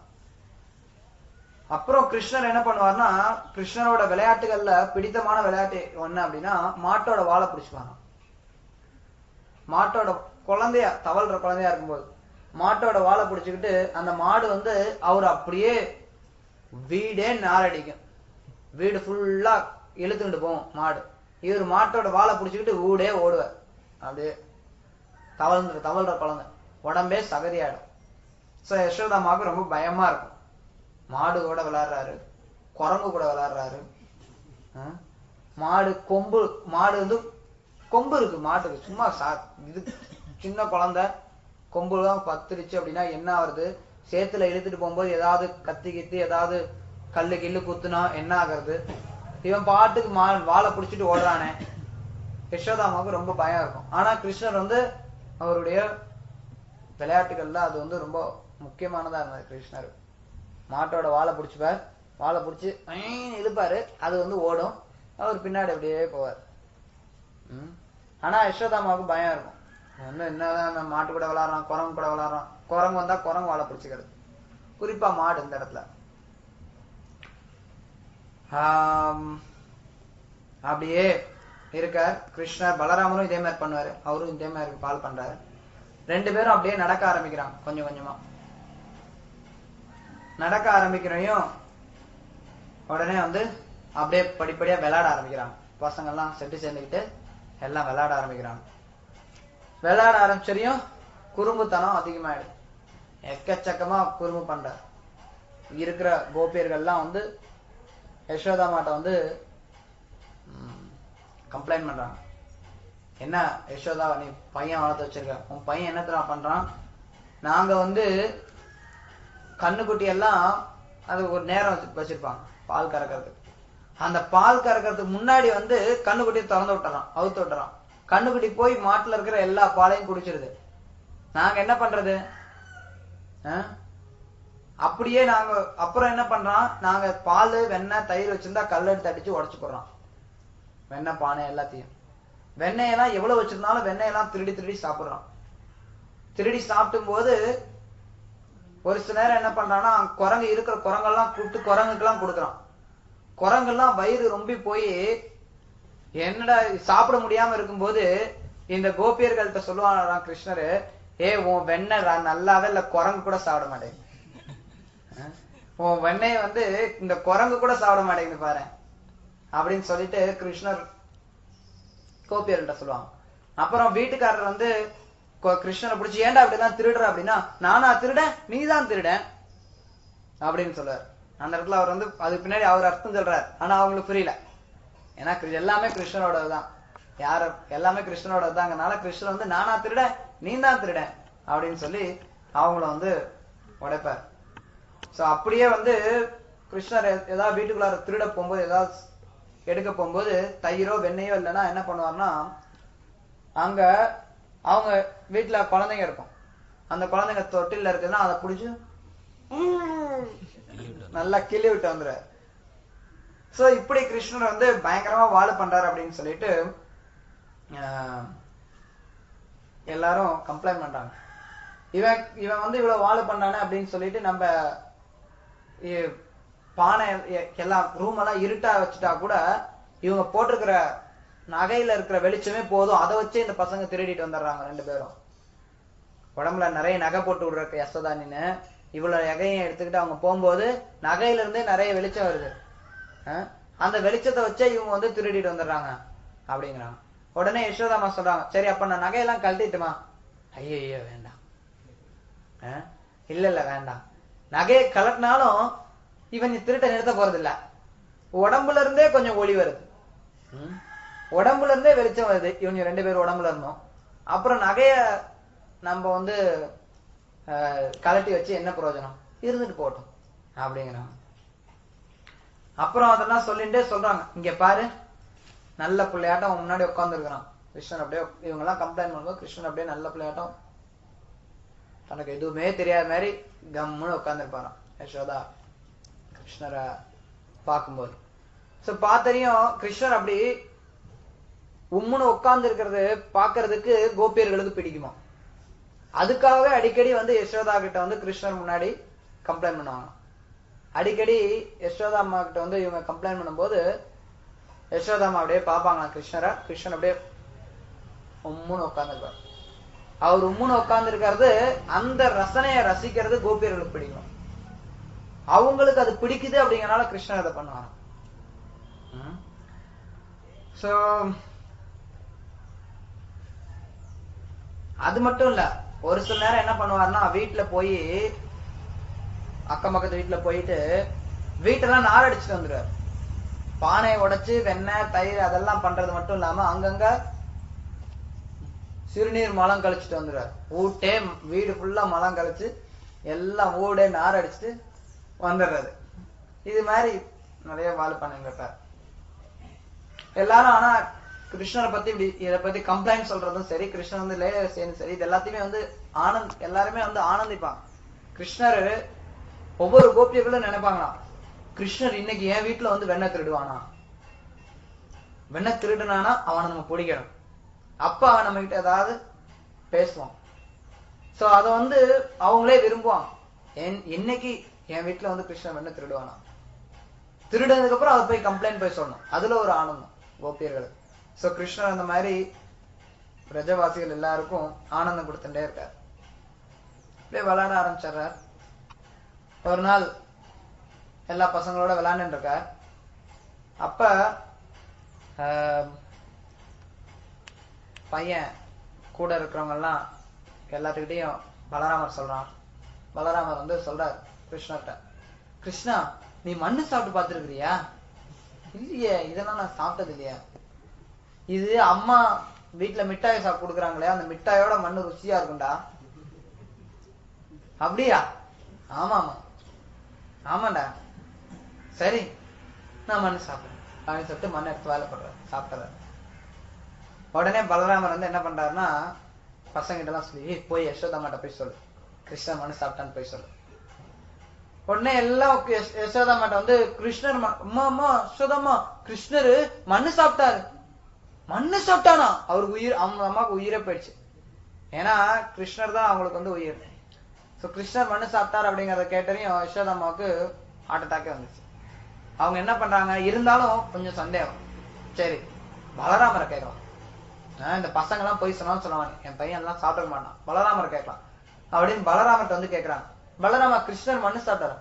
ஆமாமா நானும் பார்த்தேன், கிருஷ்ணர் மண்ணு சாப்பிட்டான். உடனே கிருஷ்ணர்கிட்ட வராங்க, கிருஷ்ணா மண்ணு சாப்பிட்டியா? ஐயோ மண்ணா? நானா சாப்பிட்டதே கிடையாது. இவங்க எல்லாரும் போய் சொல்றாங்களா? அப்ப ஆமா இவங்க எல்லாரும் போய் தான் பேசுறாங்க. பலராமர் கூட ஆமா நான் மண்ணே சாப்பிடல, நான் வேணா வாயை திறந்து காட்டட்டுமா? சரி காட்டு. வாயை காட்டுறாரு, திறந்து காட்டுறாரு. உள்ள பார்த்தா அந்த சராசரங்களும் உள்ள இருக்கு. உள்ள திறந்து பாக்குறாரு, எல்லாத்தையும் காட்டுறாரு, இன்னெல்லாம் காட்டுறாரு. பார்க்கலாம் நீங்க.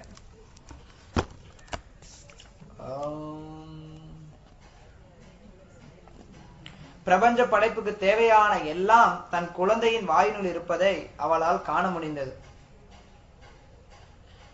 சரி, புருஷோத்தமரான முழுமுதற் கடவுள் அவரின் அன்னையான யசோதை அவ்வாறு பணித்தவுடன் அவர் ஒரு சாதாரண சிறுவன் செய்வது போல் தன் வாயை திறந்தார். அப்போது அன்னை யசோதா அந்த வாயினுள் படைப்பின் முழு சிறப்பையும் கண்டார். எல்லா திசைகளிலும் விரிந்திருந்த விண்வெளி, மலைகள், தீவுகள், கடல்கள், சமுத்திரங்கள், கிரகங்கள், காற்று, நெருப்பு, சந்திரன், நட்சத்திரங்கள் ஆகிய எல்லாவற்றையும் யசோதை கண்டார். சந்திரன் மற்றும் நட்சத்திரங்களுடன் பூதங்கள் எல்லாவற்றையும், நீர், ஆகாயம், அதற்கப்பால் பறந்திருக்கும் தூய வெளியையும், முழுமையான அகங்காரத்தையும், புலன்களின் பெருக்கத்தையும், புலன்களின் ஆளுநரையும், எல்லா தேவர்களையும், புலன்கள் நுகரும் பொருள்களான ஒளி, வாசனை போன்ற பலவற்றையும், இயற்கையின் முக்குணங்களையும் அவள் கண்டார். எல்லா உயிரினங்களும், நித்தியமான காலமும், பௌதிக இயற்கையும், ஆன்மீக இயற்கையும், செயற்பாடுகளும், உணர்வும், முழு படைப்பும், பல்வேறான வடிவங்களும் அவரின் வாயினில் இருப்பதை யசோதை கண்டார். பிரபஞ்ச படைப்புக்கு தேவையான எல்லாம் தன் குழந்தையின் வாயினில் இருப்பதை அவளால் காண முடிந்தது. அவள் கிருஷ்ணரை தன் மடியில் வைத்துக் கொண்டு அவருக்கு பாலூட்டுவதையும் அந்த வாயினுள் கண்டார். அப்படியே பாக்குறாங்க, அப்படியே தலை சுத்துது. என்னடா இது, எல்லாமே இந்த வாய்க்குள்ளார தெரியுது. ஏன்னா கிருஷ்ணருக்குள்ளார எல்லாம் அடங்கும். கிருஷ்ணர் கீதையில சொல்றார், எல்லாமே என்னில் இருக்கு, நான் அது எல்லாத்துலயும் இல்லை. எல்லாமே கிருஷ்ணருக்குள்ளார இருக்கு. இருந்தாலும் கிருஷ்ணர் தனித்து இருக்காரு. சோ கிருஷ்ணருக்குள்ளார எல்லாத்தையும் பாக்குறாங்க யசோதாமா. அவங்களுக்கு பயங்கர ஆச்சரியம். அவங்க வந்து தன்னுடைய ஆச்சரியத்தை வந்து 3 வகையா நோக்குறாங்க. நான் கனவு காண்றேன் நான் முதல்ல யோசிக்கிறான். கனவா காண்றேன் நானு? இல்லையே, நான் கண்ணுதான் திறந்தா இருக்கேன், கனவுனா நான் காணல. ஒருவேளை இது ஏதோ மாயையா? நான் எதுவுமே பார்க்கல, சும்மா கற்பனை பண்ணிட்டு இருக்கேனா? இல்லையே, நான் பாக்குறேன், மாயை கிடையாது இது. அப்ப ஒருவேளை இது இந்த குழந்தையோட சக்தியா தான் இருக்குமோ? ஆமா, குழந்தையோட சக்தி தான். முன்னாடியே இந்த குழந்தை என்னென்னமோ காரியம்லாம் பண்ணிருக்கு. சோ இப்ப நடக்கிறது இந்த குழந்தையோட சக்தி தான் அப்படிங்கறத உணர்றாங்க.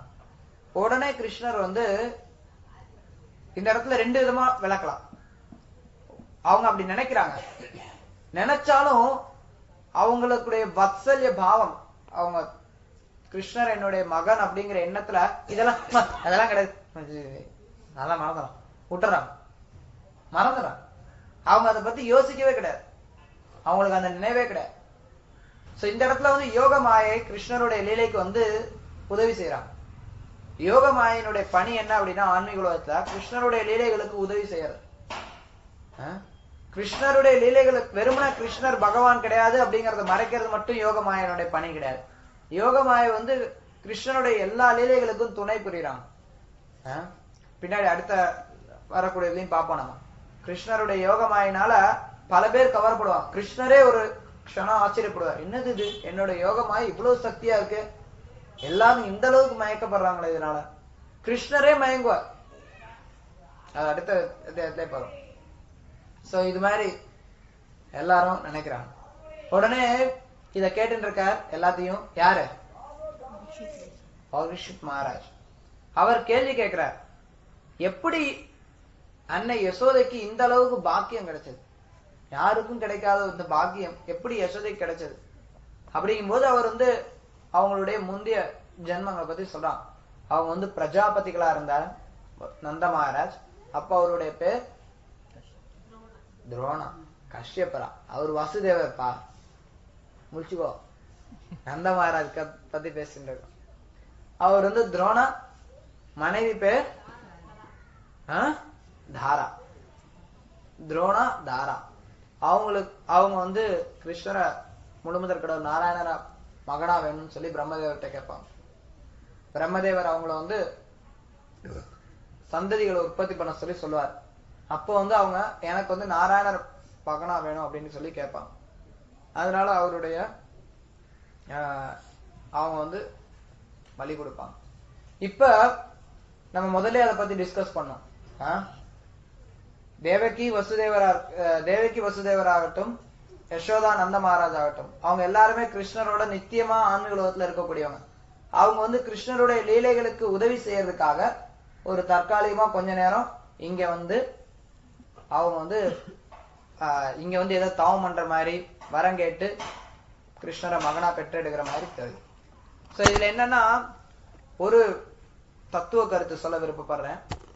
நம்ம வந்து யார் வந்து யசோதாமாவுடைய நிலைய விரும்புறாங்களோ, வாத்சல்ய பாவத்துல வந்து யசோதாவுக்கு துணைதான் அங்க முடியும்.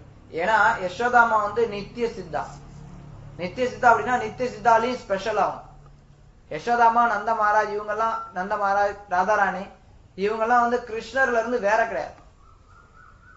கிருஷ்ணரே வந்து இந்த ரூபங்களா எடுத்து இந்த லீலைகளை செய்யறார். ஆனா அவர் தனிச்சு இருக்கிறார். அவர் வந்து ஒரு குறிப்பிட்ட விஷயங்கள் மட்டும் யசோதாமால வைக்கிறார், நந்த மகாராஜ்ல வைக்கிறார். தனக்கு தந்தையா செயல்படக்கூடிய விதத்துல கிருஷ்ணரே ஏற்பாடு பண்றார். அதனால கிருஷ்ணருக்கு தந்தை ஆகிறது தந்தையாகவோ தாயாகவோ ஆகிறது அப்படிங்கிறது சாதன சித்தாசுக்கு சாத்தியம் இல்லாது. நம்ம வந்து சாதனை பண்ணி கிருஷ்ண பக்திய சாதனை பண்ணியோ இல்ல ஏதோ ஒரு விதத்துல நம்ம வந்து கிருஷ்ணருக்கு தந்தை ஆயிரணும் அப்படின்னா அது முடியவே முடியாது, அது சாத்தியம் கிடையாது. எப்படி மற்ற கோப்பர்கள் எப்படி கிருஷ்ணரை வந்து தன்னுடைய மகனா பாக்குறாங்களோ அந்த ஸ்தானத்தை தான் ஒருத்தர் அணைய முடியுமே ஒழிய யசோதாவோ நந்த மகாராஜாவோ எந்த ஒரு சாதன சித்தனும் அடைய முடியாது. சேம் திங் ராதாராணிக்கு. யாரும் வந்து ராதாராணியோட போஸ்ட் ஆக்குபை பண்ண முடியாது. அது வந்து permanently reserved.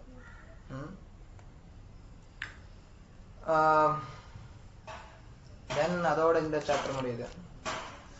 கிருஷ்ணரை அன்னை யசோதை கயிற்றால் கட்டுதல். இது நிறைய தடவை கேட்டிருப்பீங்க.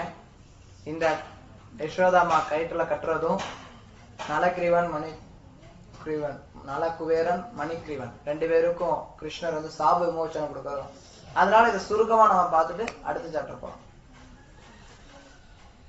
இந்த நிகழ்ச்சி வந்து கிருஷ்ணர அன்னை யசோதா கயிற்றுல கட்டுறதுங்கிற நிகழ்ச்சி தீபாவளி அன்னைக்கு நடந்தது. ஸோ யசோதாமா தயிர் கடைஞ்சிட்டு இருக்காங்க. தயிர் கடைகிறாங்க அப்படின்னா அவங்களுக்கு ஒரு எண்ணம், கிருஷ்ணர் வெளியிலாம் கண்ட கண்ட இடத்துல எல்லாம் போய் எல்லா வீட்லயும் போய் வெண்ணெய் சாப்பிட்றான், அவனுக்கு நம்ம செய்யற வெண்ணெய் பிடிக்கலையா? சரி, வேலைக்காரங்க வெண்ணெய் செஞ்சு ஆகாதுன்னு சொல்லிட்டு யசோதாமாவே கிருஷ்ணருக்காக வெண்ணெய் செய்வாங்க தினம். அவங்களே ஒரு சில குறிப்பிட்ட பசுக்கள் வச்சிருப்பாங்க, இருக்கிறதுலே மிகச்சிறந்த பசுக்கள். அந்த பசுக்கள்ல இருந்து வரக்கூடிய பால், தயிர், வெண்ணெய் கிருஷ்ணருக்கு மட்டும்தான், வேற யாருக்கும் கிடையாது. சோ அந்த பசுக்களை வந்து யசோதாமா அவங்க சுயம் அவங்களே பராமரிப்பாங்க, அவங்களே பால் கறப்பாங்க, அவங்களே அந்த பாலை காய்ச்சி அவங்களே வெண்ணெய் அவங்களே தயிராக்கி அவங்களே வெண்ணெய் எடுப்பாங்க. சோ அது மாதிரி யசோதாமா வந்து வெண்ணெய் எடுத்துட்டு இருக்காங்க கிருஷ்ணருக்காக. எவ்வளவோ வேலைக்காரங்க இருக்காங்க நந்த மகாராஜ் வீட்டுல, அவங்க வந்து வேலை செய்யணுங்கிற அவசியம் கிடையாது, ஆனா இவங்க கிடையிறாங்க. அப்போதே கிருஷ்ணர் வர கடையிற இது மேல கைய வைக்கிறார், நிறுத்து. அப்படியே பாக்குறாங்க குழந்தைய, என்னடா பண்ற, என்னடா வேணும்? பால் வேணும். சரி அப்படின்னு சொல்லிட்டு கிருஷ்ணரை மடியில தூக்கி வச்சுட்டு பால் கொடுக்க ஆரம்பிக்கிறாங்க. நீங்க நல்லா கவனிச்சீங்கன்னா இன்னைக்கு ஆக்சுவலி ஒரு தாய்மார்களுக்குலாம் ஒரு இன்ஃபர்மேஷன், வேத கலாச்சாரத்துல வந்து கிட்டத்தட்ட 4-5 வருஷம் வந்து தாய்ப்பால் கொடுப்பாங்க. இன்னைக்கு வந்து எல்லாம் ஒரு வருஷம் கொடுத்தாங்கனாலே பெரிய விஷயமா தெரியுது.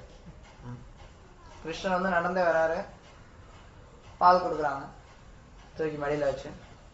சோ அப்போதைக்கு கிருஷ்ணருக்காக காய்ச்சி வச்ச பால் அங்க அடுப்புல பொங்கு ஏறுது. ஐயோ இந்த பால் பொங்கிடுவேன்னு சொல்லிட்டு கிருஷ்ணரை தூக்கி கீழே வச்சுட்டு போறாங்க. அது கிருஷ்ணருக்காக வச்ச பால் தான், கிருஷ்ணருக்காக வச்ச பால் வீணா போயிடுமேங்கிறதுக்காக போறான். ஆனா இவருக்கு பயங்கர கோவம் வந்துருச்சு.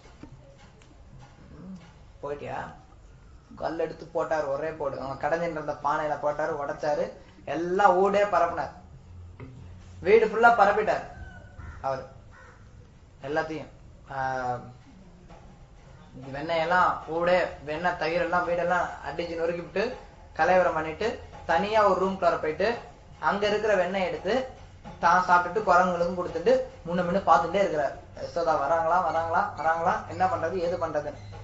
யசோதாமா இந்த இடத்துல வந்து பாக்குறாங்க, வந்து பார்த்தா கிருஷ்ணர் இல்ல, பானையெல்லாம் உடஞ்சு கிடக்குது. புரிஞ்சுட்டாங்க, இவன் தான் பொம்மை பண்ணிருக்கான், இவன் தொல்லை தாங்க முடியல, இவனுக்கு ஏதாவது நம்ம தண்டனை கொடுக்கணும் அப்படின்னு சொல்லிட்டு ஒரு குச்சி எடுத்துட்டு கிருஷ்ணரை தேடுறாங்க.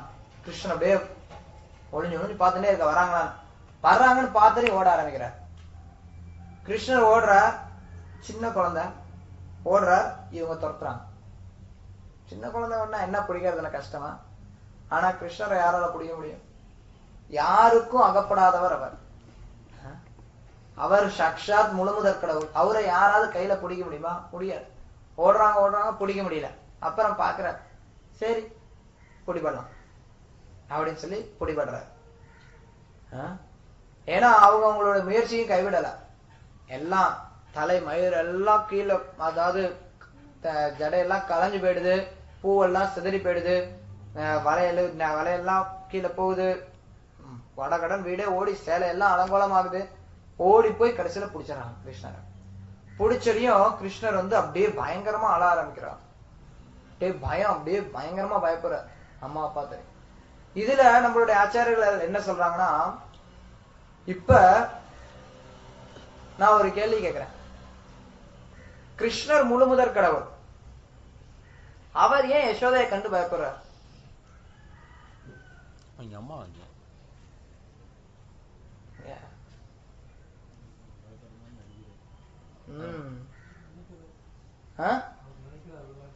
அவரு இல்ல பிரபு, அவங்க வந்து அதாவது அந்த ஒரு ரியாலிட்டி ஒண்ணு இல்ல, அது பகவான் அவங்க வந்து காட்ட மாட்டாங்கல்ல எல்லா இடத்துலயும். அதுதான் ரியாலிட்டி வேணுங்கிறதுக்காக என்ன பண்றாரு, நடிக்கிறாரா? நடிக்கல பிரபு. இப்ப முருகன் பிரபு கிருஷ்ணர் வந்து லீலை பண்றாரு, அப்கோர்ஸ் அதுதான் எல்லாம். முருகன் பிரபு என்ன சொல்றாரு அப்படின்னா, கிருஷ்ணர் வந்து தன்னுடைய லீலைக்காக யசோதாமாவை கண்டு பயப்படுற மாதிரி நடிக்கிறாருன்னு சொல்றாரு.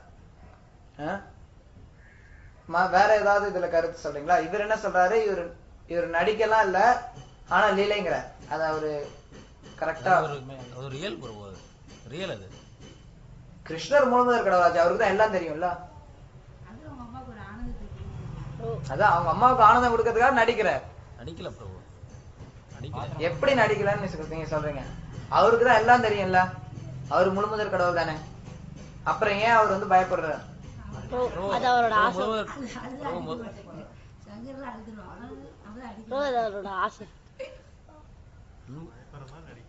பயப்படுற மாதிரி நடிக்கிறாரு. ஓகே, எத்தனை பேர் பயப்படுற மாதிரி நடிக்கிறாருன்னு சொல்றீங்க? நடிக்கல ப்ரோ, நடிக்கலாம் ஒத்துக்க மாட்டேன். எத்தனை பேர் பயப்படுற மாதிரி நடிக்கிறாருன்னு சொல்றீங்க? சரி, அவர் ஓகே, ஏன்னா அவர் முழுமுதற் கடவுள், அவருக்கு எல்லாம் தெரியும். அதனால அவரு அப்கோர்ஸ் நடிக்கிறது தான், ரியலா அவரால் முடியாது அப்படிங்கிறார் அவர். சோ இப்ப வெங்கடேசன் பிரபு நடிக்க கிடையாதுங்கிறார். இதை எத்தனை பேர் ஒத்துக்கிறீங்க? கிருஷ்ணர் வந்து நடிக்க கிடையாது. ஏன் நடிக்கல சொல்லணும். வேற நீங்க என்ன சொல்றீங்க? அது தாயா இருக்கட்டும் தந்தையா இருக்கட்டும், கிருஷ்ணர் தான் முழுமுதற் கடவுளாச்சு, அவருக்கு எல்லாம் தெரியும்ல. யோக மாயால யோக மாய கிருஷ்ணரை மயக்க முடியுமா? எப்படி மயக்க முடியும்? Yeah, you are getting some point. Not exactly. இது கொஞ்சம் காம்ப்ளிகேட்டான விஷயம் தான் பிரபு. இருந்தாலும் இது கொஞ்சம் ரொம்ப சிக்கலான ஒரு விஷயம், சாதாரண விஷயம் கிடையாது. சீக்கிரம் புரிஞ்சுக்க முடியாது. ஆமா, ஒரு தடவை பிரபுபாத் கிட்ட ஒருத்தர் வந்து கேட்டார், நீங்க வந்து விஷ்ணுதான் முழுமுதற் கடவுள்னு சொல்றீங்களே, ஆனா ராமர் வந்து சிவபெருமான வழிபட்டாரு ராமேஸ்வரத்துல அப்படின்னு. அப்ப பிரபுபாத் படத்தை காமிச்சார். கிருஷ்ணர் வந்து யசோதையை பார்த்து பயந்து ஓடுற படத்தை.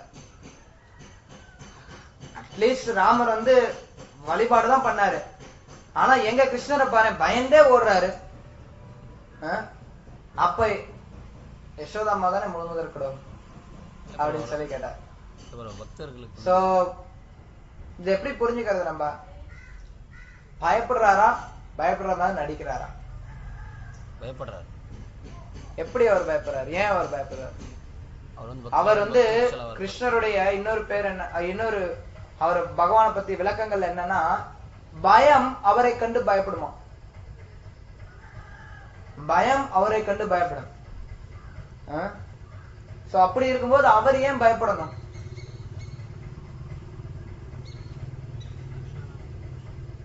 ஏன் யோக மாயக்குள்ளார அவர் போறார்?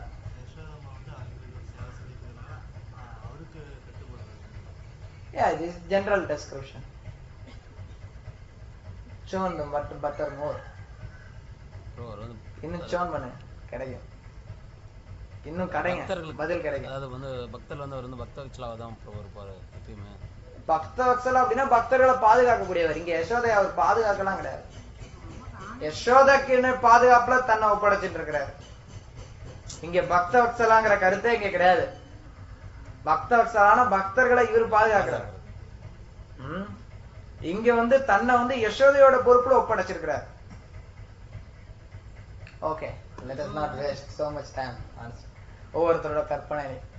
சோ ஆச்சாரியர்கள் என்ன விளக்கம் கொடுக்குறாங்க அப்படின்னா, அப்கோர்ஸ் நீ சொன்னதுதான், இன்னொன்னு பாயிண்ட் அவுட் பண்ணணும். கிருஷ்ணர் அவர் வந்து யசோதாமாவை கண்டு பயப்படுறார். பயப்படுற மாதிரி நடிக்கலாம் கிடையாது. நடிச்சா அதுல என்ன பிரச்சனை? நடிச்சா அதுல ஒரு இன்ட்ரெஸ்ட் இருக்கு. உண்மையா அந்த பயத்தை அனுபவிக்கணும்னு பகவான் விருப்பப்படுறார்.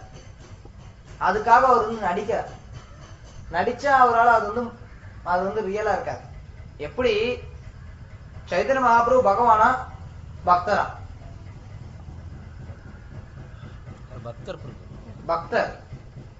ஆனா அவர் பகவான் தானே. அப்ப அவர் பக்தரா நடிச்சாரா? கிடையாது. அவர் அங்கே பக்தராவே ஆயிட்டாரு. நீங்க சினிமா எல்லாம் பாத்தீங்கன்னு வச்சோங்க, ஒரு சிறப்பான நடிப்புனா என்ன சொல்லுவீங்க? அந்த கதாபாத்திரத்தோட அப்படியே ஒன்றிடணும். தான் நடிக்கிறோம் அப்படிங்கறதே இல்லாம ஆயிடணும். சரியா? அப்ப கிருஷ்ணர் தான் எல்லாத்தையும் விட சிறந்தவர். அதனால அவர் வந்து தான் நடிக்கிறோம் அப்படிங்கறதே எண்ணக்கூடாது. ஒரு வீட்டுல சொன்னா அவருக்கு எல்லாம் தெரியுங்கனால அவர் நடிக்கிறாருன்னு சொல்லலாம். ஆனா அவர் நடிக்கிறோங்கிறதே அவருக்கு தெரியாது.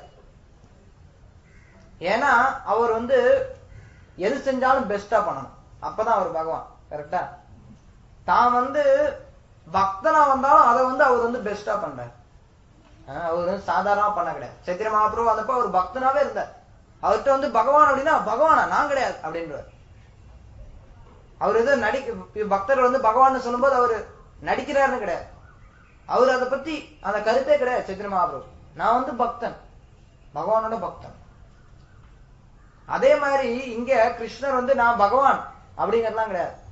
அவரை பொறுத்தளவு நான் வந்து யசோதையோட பையன், எங்க அம்மா என்ன அடிக்க வராங்க, நான் பயந்து ஓடுறேன், அவ்வளவுதான். அங்க வந்து கிருஷ்ணர் யோசிக்கிறதுலாம் கிடையாது. அங்க எதுவுமே கிடையாது. அவர் அது எல்லாம் எப்படி சாத்தியமாகுது? அது யோக மாயினால. யோக மாயின் மூலமா சாத்தியமாகுது. அப்படின்னா யோக மாயை கிருஷ்ணரை கவர முடியுமா அப்படின்னு ஒரு கேள்வி கேட்டாங்கன்னா அப்ப என்ன சொல்றது? யோக மாயை வந்து கிருஷ்ணரோட சக்தி தான். யோக மாயைக்கும் கிருஷ்ணருக்கும் ஒரு விதத்துல வித்தியாசம் கிடையாது. அதனால கிருஷ்ணரே தன்னை வந்து இந்த ஒரு சூழ்நிலையில வச்சுக்கிறார். ஆனா இது நடிப்பு கிடையாது. நடிப்பு அப்படின்னா ஒரு நடிகன் வந்து ஸ்டேஜ்ல போய் நடிக்கிறான் அப்படின்னா அவன் வந்து என்ன நினைக்கிறான்? நான் வந்து நடிக்கிறேன் அப்படிங்கிறது. ஆனா கிருஷ்ணருக்கு அதெல்லாம் வந்து எண்ணமே கிடையாது. நடிக்கிற மாதிரியே தெரியாது. ஏன்னா அவர் அந்த கதாபாத்திரத்தோட அப்படியே ஒன்றிடு. சோ இப்படி கிருஷ்ணர் பயந்து ஓடுற யசோதாமா பாக்குறாங்க. கிருஷ்ணர் அப்படியே கையில மாட்டனி குச்சியை பார்த்தனி பயங்கரமா பயப்படுறாரு. அப்படியே அழுகுறாரு. கண்ணுல இருந்து தண்ணி தாரையா வருது. உடனே ஐயோ குழந்தை பயந்துட்டா, ரொம்ப பயந்துட்டா உடம்புக்கு ஏதாவது வந்துருமோ அப்படின்னு சொல்லிட்டு உடனே குச்சி தூக்கி போட்டுறான். யசோதாமா குச்சி தூக்கி போட்டு உனக்கு கட்டுறேன் பாரு அப்படின்னு சொல்லிட்டு உரல்ல கட்டுறதுக்கு முயற்சி பண்ணான். சோ அப்ப வந்து கயிறு எடுத்துட்டு வராங்க. வீட்டுல இருந்து எடுத்துட்டு இருந்தா எல்லாரும் தெரிஞ்சதுதான். ஷார்ட்டா பண்ண கயிறு எடுத்துட்டு வந்து கட்டுறாங்க. 2 அங்குலம் பத்தல. சோ இன்னொரு கயிறு எடுத்து வந்து பெரிய கயிறா எடுத்து வந்து கட்டுறாங்க. 2 அங்குலம் பத்தல. அதோட பெருசு கொண்டு வந்து கட்டுறாங்க. 2 அங்குலம் பத்தல. சரின்னு சொல்லி இது எல்லாத்தையும் முடிச்சு போட்டு சேர்த்து கட்டுறாங்க. அப்பயும் 2 அங்குலம் பத்தல. இப்படி வீட்டுல இருக்கிற எல்லா கயிறையும் எடுத்துட்டு வந்து கட்டுறாங்க. கோபியர்கள் எல்லாம் வந்து வேடிக்கை பாக்குறாங்க. கிருஷ்ணா மாட்டிக்கிட்டியா? நல்லா மாட்டிக்கிட்டேனே, கட்டுப்படு அப்படின்னு. ஆனா பகவான் கிருஷ்ணர் யாருக்கு கட்டுப்படும்? அவரை யாரால கட்டுப்படுத்த முடியும்? அவரை கட்டி போட முடியுமா? முடியாது. அதனால யசோதாமாவால கட்ட முயற்சி பண்றாங்க. புரியவே இல்லை அவங்களுக்கு. ஏன்னா மனிதனுடைய புத்திக்கெல்லாம் அப்பாற்பட்டது. நம்மளால யோசிச்சு கூட பார்க்க முடியாது. நான் இப்ப வந்து ஒரு கயிறு எடுத்தா இன்னொரு கயிறு எடுத்தா அது லென்த் இன்க்ரீஸ் ஆக போகுது, அவ்வளவுதான். ஆனா கிருஷ்ணர் அவருடைய சக்தியினால எவ்வளவுதான் கயிறு எடுத்தாலும் அங்க வந்து கயிறு வந்து இன்க்ரீஸே ஆகல. சோ அதுக்கப்புறம் கஷ்டப்பட்டு கிருஷ்ணரை கட்டுறாங்க. கிருஷ்ணர் வந்து தானா கட்டுப்படுறதுக்கு ஏத்துக்கிறார். எப்ப அப்படின்னா அவர் வந்து கிருஷ்ணர் வந்து யசோதாமாவோட முயற்சியை பார்த்தறியும் கிருஷ்ணர் வந்து கருணை கொடுக்கிறார். சோ கிருஷ்ணரை கட்டி போடுறது அப்படிங்கிறது கிருஷ்ணருடைய கருணையினாலையும் நம்மளுடைய விடாமுயற்சியினாலையும் சாத்தியமாகும். சோ இந்த நிகழ்ச்சியை கேட்டதையும் சுகதேவ கோஸ்வாமி சொல்றார்.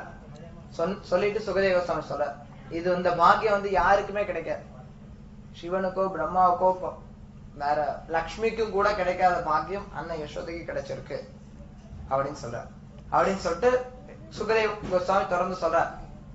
அப்படி கட்டி போடப்பட்ட கிருஷ்ணர் வந்து அவருக்கு எய்தாப்புல நேரா 2 அர்ஜுன மரங்களை பாக்குறார்.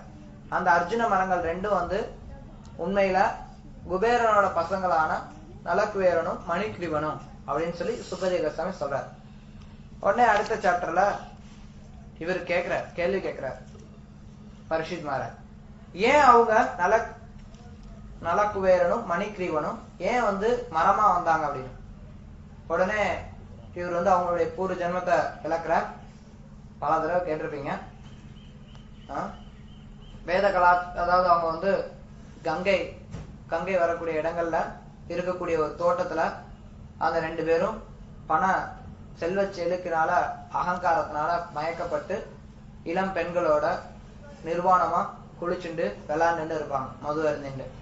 சோ இதை பார்த்து அந்த சமயத்துல அது வழியா நாரதர் வருவார். நாரதரை வந்து பார்த்தறியும் பெண்கள் வந்து ஒதுங்கி தங்களோட உடைகளால தங்களை மறைச்சுப்பாங்க. ஆனா இந்த 2 பேரும் வந்து அப்படியே நாரதரை வந்து அலட்சியம் செய்வாங்க, யார் கிடைக்கும் அப்படின்னு. சோ இது வந்து வேத கலாச்சாரத்துக்கு புறம்பானது. முதல்ல வந்து உடைகள் இல்லாம குளிக்கிறது அப்படிங்கிறது வேத கலாச்சாரத்துல ஏற்றுக்கொள்ளப்படுறது கிடையாது.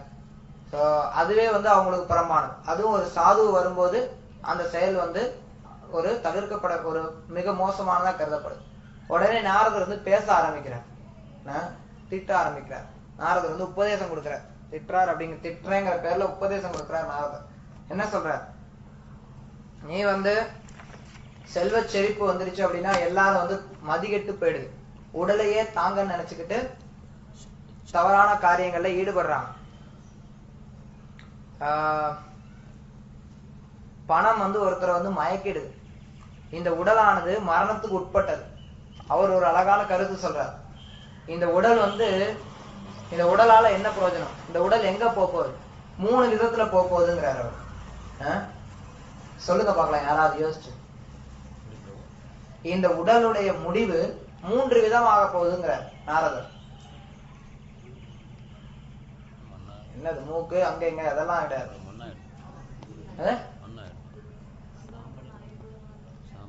சாம்பல் ஆயிடும், மண்ணாயிடுமா? சாம்பல் தான் மண்ணாயிடும். அதுதான் சாம்பல் ஆயிடும். காத்துல கலந்து அவர் சொல்றாரு, இந்த உடல் வந்து எதுக்கும் பிரயோஜனம் கிடையாது. இந்த உடலோட கத்தி என்ன அப்படின்னா, ஒண்ணு சாம்பல் ஆயிடும், ஒரு சிலர் எரிச்சிடுவாங்க, சாம்பல் ஆயிடும். இல்ல புழுவுக்கு இரையாயிடும், புதைச்சிட்டாங்க அப்படின்னா புழுவுக்கு இரையாயிடும். இல்லையா பறவைகள், கழுகு போன்ற பறவைகளுக்கு வந்து இரையாய் போயிடும். இதுதான் இந்த உடலுக்கான கதி. ஆனா மக்கள் வந்து முட்டாள்தனத்தினால அறியாமையினால இந்த உடலே நம்ம நினைச்சுட்டு நம்ம எல்லாரும் வாழ்ந்துட்டு இருக்கோம். இது வந்து ரொம்ப நிறைய தடவை நம்ம கேட்டிருக்கோம், உடல் எல்லாம் ஆத்மா அப்படின்னு. ஆனா இந்த ஒரு பாயிண்ட நம்ம வந்து உணர்றது அப்படிங்கிறது அவ்வளவு சாதாரணமாக கிடையாது. நம்ம இந்த உடல் அப்படிங்கறதுனாலதான் நமக்கு எல்லா பிரச்சனையும் இருக்கு. உடல் அப்படிங்கறதுனாலதான் ஒருத்தன் வந்து மனைவியை தேடுறான், உடல் அப்படிங்கறதுனாலதான் ஒருத்தன் வந்து குழந்தைகளை தேடுறான். தான் ஆத்மா அப்படிங்கிற நிலை வந்து ஒருத்தனால உணர்றதுங்கிறது அவ்வளவு எளிமையானது கிடையாது. ஆனா இந்த உடலானது, நாரதர் சொல்றார், இந்த உடலானது எங்க போகுது, ஒண்ணு மண்ணுல போய் புழுவுக்கு இரையாக போகுது, இல்ல பறவைகளுக்கு இரையாக போகுது, இல்ல சாம்பலா போகுது. ஆனா இந்த உடல்ல ஒருத்தன் பற்றுதல் கொண்டு தன்னுடைய வாழ்க்கையே வீணடிச்சுட்டு இருக்கானே அப்படின்னு சொல்லி சொல்றாரு. அதனால அவர் என்ன சொல்றாரு, யார் ஒருத்தர் வந்து முட்டாளா இருக்கிறானோ அவன் வந்து தன்னுடைய உடலே தான் நினைச்சிட்டு அதன் மூலமா தற்பெருமை அடைஞ்சுக்கிறான். உடல் வந்து எல்லாரையும் பந்தப்படுத்துது. ஆனா அதே சமயத்துல இந்த உடல் வந்து ஏழையினுடைய உடலா இருந்தது அப்படின்னா அது வந்து கொஞ்சம் சாதகமா இருக்குமா. ஒருத்தன் ஏழையா பிறந்தானா அது நல்லதுங்கிற, பணக்காரனா பிறக்கிறதோட. உங்களை மாதிரி பணக்காரனா பிறந்தவன் அந்த செல்வ செருக்குனால அந்த உடல் ரீதியில ரொம்ப அதிகமா ஈடுபடுறான். ஆனா ஏழையா இருக்கிறவன் தவங்கள் மேற்கொள்றது அது மாதிரியான செயல்பாடுகள்ல ஈடுபடுறான். அதனால ஏழை வந்து நல்ல குணத்தோட இருக்கான். அது மட்டும் இல்லாம ஏழை நல்ல குணத்தோட இருக்கான் அப்படிங்கறதுனால சாதுக்கள் எல்லாம் ஏழைகள்கிட்ட தான் போறாங்களோ பணக்காரங்கிட்ட போறது கிடையாது. சோ சாதுக்களுடைய சங்கம் அப்படிங்கிறது பணக்காரர்களுக்கு இல்லாம போயிடுது. அதனால இந்த பணமானது மிகப்பெரிய ஒரு தொந்தரவு அப்படின்னு சொல்லி அவர் சொல்றார். சோ ஒரு சில நேரத்துல வந்து பணம் பக்தர்கள் பக்தியில உபயோகப்படுத்தலாம். ஆனா அதே சமயத்துல அந்த பணமே வந்து பக்தருடைய பக்திக்கு தடையா அமைஞ்சிடும். அதனாலதான் வந்து ஒருத்தர் வந்து இருக்கக்கூடிய பொருள்களை பக்குவமா உபயோகப்படுத்த தெரியணும். எவ்வளவு வேணாலும் செல்வ செழிப்பு இருக்கலாம் கிருஷ்ணருடைய சேவையில உபயோகப்படுத்துறது. ஆனா அதை வந்து பக்குவமா உபயோகப்படுத்தக்கூடிய திறமை இருக்கணும். அதுதான் வந்து நம்மளுடைய தத்துவம். சொல்லுங்க பார்க்கலாம், என்ன தத்துவம்? நம்மளுடைய தத்துவத்தை ஒரு கருத்து தெரிஞ்சவங்க கைத்துவங்க.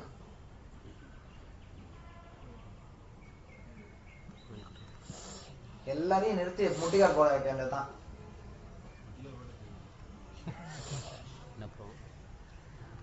எவ்வளவு செல்வ செழிப்பு இருந்தாலும் அது எல்லாத்தையுமே வந்து கிருஷ்ணருடைய சொத்துல உபயோகப்படுத்தலாம், நம்மளுடைய புலனின்பத்துக்கு உபயோகப்படுத்தாம. அப்ப அது வந்து பக்குவமான நிலையாடும். அதுதான் நம்மளுடைய சித்தாந்தம், அதுதான் நம்மளுடைய தத்துவம். நம்மளுடைய தத்துவத்துல ஒரு முக்கியமான கருத்து அது. 2 பேருக்கு தான் யோசனை வந்திருக்கு. ஓகே, சிவகுமார் பாபு சொல்லுங்க.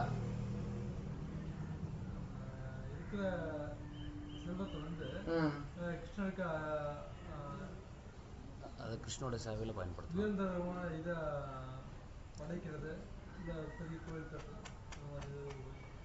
நீங்க பாயிண்ட் வரலாம். ஓகே, முருகேசன்.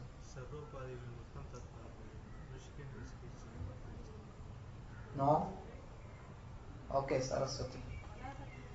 அநாசக்தஸ்ய விஷயான் தார்கம் உபயுஞ்சுதா நிர்பந்தே கிருஷ்ண சம்பந்தே யுக்தம் வைராகியம் உச்சதே. இப்பதான் பரிச்சை எழுதுனீங்க, 3 வாரம் தான் ஆயிருக்குது. யுக்த வைராகியம். எவ்வளவு செல்வ செழிப்பு இருந்தாலும் எல்லாத்தையுமே வந்து கிருஷ்ணருடைய சேவையில ஈடுபடுத்தலாம், நம்மளுடைய புலனின்பத்தை ஈடுபடுத்தாம. ஆனா இந்த இடத்துல வந்து இவர் வந்து சொல்றார், ஏழையா இருக்கிறதே சிறந்தது.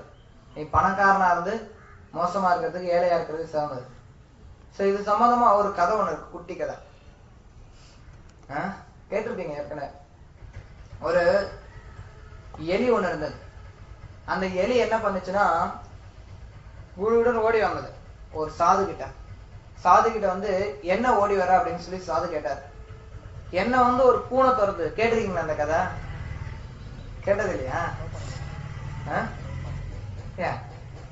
என்ன வந்து பூனை துரத்துது அப்படின்னு சொல்லி சாது கிட்ட வந்து சொல்லும். சரி, என்ன பண்ணணும் நான் உனக்கு? என்ன பூனையா மாத்திடுங்க அப்படின்னு நிறைய இவர் வந்து பூனையா வாயாக சொல்லிடுறார். பூனை ஆயிடும். சோ சந்தோஷம் வாழ்ந்துட்டோம். கொஞ்ச நாள் கழிச்சு திரும்பி ஓடி வரும். என்ன வேணும் உனக்கு? என்ன வந்து ஒரு நாய் துரத்துது, என்ன வந்து நாயாக்கிடுங்க. சரி, நாயாயிடு. கொஞ்ச நாள் கழிச்சு வரும், நான் வந்து புலி ஆகணும், என்ன வந்து புலி துரத்துது, என்ன புலி ஆக்கிடுங்க அப்படின்னு. சரின்னு புலி ஆக்கிடுவார். புலி ஆனதையும் அப்படியே நின்றுட்டே இருக்கும். அப்படியே சாதுவை பார்க்கும். என்ன பாக்குற? எனக்கு பசிக்குது, உங்களை அடிச்சு சாப்பிட போறேன் அப்படிங்க. உடனே இவர் என்ன பண்ணுவார்? திரும்பி எலி ஆயிடுன்றார். திரும்பி எலி ஆயிடும். புனர் முஷிக்கபா, மறுபடியும் நீ வந்து எலி ஆயிடு அப்படின்னு சாபம் கொடுக்குறாரு. என்னன்னா அந்த நபரை பொறுத்தளவு அவன் எலியா இருந்ததே சிறந்தது. ஏன்னா அந்த உயர்ந்த ரூபங்களை அவனால எடுத்துக்க முடியல. அதனால நாரதர் என்ன சொல்றாருன்னா, ஒருத்தனுக்கு ஏழையா இருக்கிறதே சிறந்தது. நான் வந்து பெரிய பணக்காரனா இருக்கிறத காட்டிலும் ஏழையா இருக்கிறதே சிறந்தது அப்படின்னு சொல்லி சொல்றாரு. சோ இப்ப ஒரு விதத்துல பாத்தீங்கன்னா நாரதர் வந்து கோபம் அடைஞ்ச மாதிரி தெரியும். சாது அப்படின்னா கோவப்படக்கூடாது. நாரதர் ஏன் கோவப்பட்டாரு?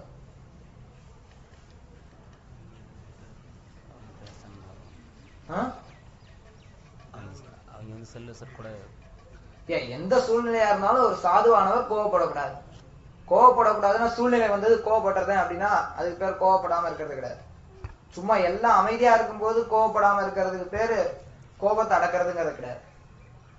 கோவப்படக்கூடிய சூழ்நிலை வரும்போது கோவப்படாம இருக்கணும். அதுதான் கோபத்தை அடக்கிறதுக்கான அழகு. பாச்சோ வேகம் மனச குரோத வேகம். குரோத வேகத்தை அடக்கணும் அப்படின்னா கோபப்படக்கூடிய சூழ்நிலை வரும்போது கோபப்படாம இருக்கணும். அப்பதான் கோபத்தை அடக்கிறதுன்னு அர்த்தம். ஏன் அவங்களுக்கு வந்து அதாவது உண்மையில அவர் கோவப்பட கிடையாது, கோவப்படுற மாதிரி நடிக்கிறார் அவங்கள திருத்துறதுக்காக. அந்த அந்த சூழ்நிலைய சாதகப்படுத்திட்டு அவர் வந்து உபதேசம் கொடுக்கிறார் நாரதர். தன்னுடைய சங்கத்தை கொடுக்கிறார், சாது சங்கத்தை கொடுக்கிறார். சாது சங்கம் அப்படிங்கிறது ரொம்ப மதிப்பு வாய்ந்தது. லவமாத்திர சாது சங்கம். லவமாத்திர அப்படின்னா ரொம்ப ஒரு நொடியையும் பல விதமா 100 எவ்வளோ ஒரு நொடியையும் பல விதமா பங்கு போட்டீங்க அப்படின்னா அதுல ஒரு சின்னூண்டு நேரம் தான் வந்து லவமாத்திரா. அந்த துளுக்கூண்டு நேரம் நமக்கு வந்து சாதுக்களுடைய சங்கம் கிடைச்சதுன்னா அதுவே ஒருத்தருக்கு வந்து ரொம்ப உயர்ந்தது அப்படின்னு சொல்லப்படுது. சோ இதுக்கு வந்து நீங்க கீதையிலையும் பிரபுபாத் தன்னுடைய பொருளுரையில கட்டுவாங்க மகாராஜருடைய பத்தி சொல்றார். கீதையிலையும் கிருஷ்ணன் சொல்றார், சொல்பம் அப்பேஷ தர்மஸ்ய திராயத்தோ மகத்தோ பயாத்கிறார். அது மாதிரி நம்ம வந்து பார்த்திருக்கோம் பல இடங்கள்ல இந்த கிருஷ்ண பக்தியில கொஞ்சம் சாதுக்களுடைய சங்கம் கிடைச்சாலும் அதுவும் உயர்ந்தது அப்படின்னு. சாதுக்களுடைய சங்கம் கிடைச்சது அப்படிங்கிறது வந்து ஒருத்தனுக்கு சாதாரணமா கிடைச்சாரு. அது வந்து எப்படி கிடைக்கும்? பிரம்மாண்ட பிரமித்தே கோணே பாக்யவான் ஜீவ குரு கிருஷ்ண பிரசாதே பாய் பக்தி லத பீச். பல பல பிரம்மாண்டமா சுத்திட்டு திரிஞ்சு பிரயோஜனமே இல்லாம போகும்போது பற்பல உடல்கள்ல பல பல ஜென்மங்கள் சுற்றி தெரிஞ்சதுக்கு அப்புறம் குரு கிருஷ்ணருடைய கருணையினால பக்தி அப்படிங்கிற விதை ஒருத்தருக்கு விதைக்கப்படுது. சோ அப்படி ஒருத்தர் வந்து பக்தியை எடுத்துக்கிறார். அப்படி ஒரு சாதுக்களுடைய சங்கம் கிடைக்குது. அந்த சாதுக்களுடைய சங்கம் வந்து அது என்ன சொல்றது, அவர் சாபம் கொடுக்கிறார். அதுக்கு அடுத்து சாபம் கொடுக்கறது அப்படிங்கிறது உண்மையில அதன் மூலமா அவர் வந்து நன்மை செய்யறார். இதுக்கு வந்து ஒரு உதாரணம் கொடுக்கப்படுது. என்ன அப்படின்னா, ஒரு சில நேரத்துல குழந்தைங்க வந்து அம்மாக்கள் வந்து குழந்தைங்களுக்கு மருந்து கொடுக்கணும்னா என்ன பண்ணுவாங்க? ஸ்வீட் வச்சு கொடுப்பாங்க. ஆனா இங்க ஸ்வீட்டா கொடுக்கறாரு அவரு நாரதரு இல்ல. ஓகே, தாய்மார்கள் எல்லாம் கொஞ்சம் யோசிச்சு பாருங்க என்ன பண்ணுவீங்கன்னு. அமைக்கு பிடிச்சி ஊத்துவாங்க. வேற சொல்ல ஒரு அடி போடுவாங்க, கிள்ளி விடுவாங்க, உடனே அழுவோம், உடனே வாய்க்குள்ள மண்ணு ஊத்திடுவாங்க. உடனே ஒரு மூக்கு அடிச்சாங்கன்னா வாயை திறந்து ஏதோ இங்க இந்த சம்பந்தத்தோட வரும்போது உதாரணம் என்ன சொல்லப்படுதுன்னா, ஒரு தாய் வந்து தன்னுடைய குழந்தைய கிள்ளி விட்டு வாயை திறக்கும் போது மருந்து கொடுக்குற மாதிரி நாரதர் வந்து அவங்களுக்கு சாபம் கொடுக்குற மாதிரி வலியை ஏற்படுத்துற மாதிரி உண்மையான மருந்தை கொடுக்குறாரு. என்ன மருந்து என்ன சொல்றாரு? நீங்க எல்லாம் மரமா போங்கடான்னு சபிக்கிறார். எல்லாத்தையும் மரமாக்கிறார். 100 வருஷம் மரமா, தேவ வருடங்கள், 100 தேவ வருடங்கள், நம்ம வருஷம் கிடையாது. 100 தேவ வருடம்னா என்ன? நமக்கு ஒரு நாள் அப்படிங்கிறது அவங்களுக்கு 6 மாசம். நமக்கு ஒரு நாள்னா அவங்களுக்கு 6 மாசம் தேவர்களுக்கு. அது மாதிரி 100 வருஷம். 100 வருஷம்னா 100 × 30 × 6 3000 18,000 வருஷம் மரமாக சொல்லி சாபம் கொடுத்தாரு. கிட்டத்தட்ட 18,000 வருஷம் மரமாக சொல்லி சாபம் கொடுத்தாரு. ஆனா உங்களை வந்து கிருஷ்ணர் வந்து விடுவிச்சாதான் முடியும். கிருஷ்ணர் வந்து உங்களை விடிப்பார் அப்படின்னு சொல்லிட்டு போயிடுறாரு. சோ அந்த மரங்கள் ரெண்டும் நின்று இருக்குங்கிறார் சுகதேவ சுவாமி. சோ கிருஷ்ணருக்கு தெரியும் இதெல்லாம். நிக்கிறாங்க பசங்க, சரி அப்படின்னு சொல்லிட்டு போறார். உரலோட அப்படியே தவழ்ந்து போறார். மரத்துக்கு குறுக்க 2 மரத்துக்கு குறுக்க போறார். குறுக்க போனா இவர் போயிட்டாரு, உரல் மாட்டிடுச்சு. அப்படியே ஒரு ஈழ இழுக்கிறார். 2 ஒழு பயங்கர சத்தத்தை போட்டு 18,000 வருஷம் இருக்கிற மரம்னா பயங்கர பெரிய மரம், நல்ல மொத்தமா இருக்கு, உழுவுது. உழுந்தறி அதுல இருந்து நலக்கிரீவனும் நலக்குபேரனும் மணிக்கிரீவனும் வெளியில வராங்க. வெளியில வந்து கிருஷ்ணருக்கு பிரார்த்தனை பண்ணி, நீங்களே முழுமுதற் கடவுள், உங்களை சேர்றதே எல்லாம் நாங்க வந்து உங்களுக்கு பக்தி செய்ய வேண்டியவர்கள் அப்படின்னு சொல்லிட்டு கிருஷ்ணருக்கு பிரார்த்தனை செய்யறாங்க. கிருஷ்ணர் சொல்ற, எனக்கு இதெல்லாம் தெரியும், நீங்க யாருன்னெல்லாம் தெரியும், எனக்கு போய் சேருங்க அப்படிங்கிற. சோ நான் வந்து உங்களுக்கு ஆசீர்வாதம் கொடுக்குறேன். இப்ப நீங்க வந்து மறுபடியும் சொர்க்கலோகத்துக்கு போயிட்டு இந்த பிறவி முடிஞ்சதுக்கு அப்புறம் நீங்க வந்து வைகுண்டத்துக்கு வந்துடுவீங்க அப்படின்னு சொல்லிட்டு ஆசை கொடுத்து அவர் வந்து கிளப்பி விடுறாரு. ஓகே, ஹரே கிருஷ்ணா. வேற ஏதாவது சந்தேகம் தான் கேட்கலாம். அடுத்த 2 சாப்டர் அடுத்த வாரம் பார்க்கலாம். பிரபு இப்போ வந்து ஒவ்வொரு யுகத்திலையும் வந்து சைத்தன்ய மகாபுரு, அதாவது ஒவ்வொரு கலியுகத்திலையும் சைத்தன்ய மகாபுரு வந்து தோன்றுவாரா? ஆமா, நாம சங்கீர்த்தனம் மட்டும் பிரச்சாரம் பண்ணாரு. கிருஷ்ண பிரேமா கிடையாது, வெறும் நாம சங்கீர்த்தனம். ஆனா இந்த சைத்தன்ய மகாபுரு கிடையாது, விஷ்ணு ரூபம். துஷா கிருஷ்ணா கிடையாது, விஷ்ணு. கிருஷ்ணர் அதே மாதிரி வந்து ஆமா, கருப்பு நிறத்துல ஒரு அவதாரம் உண்டு ஒவ்வொரு துவாபர யுகத்துக்கும். ஆமா ஆமா, என்னது? ஆமா,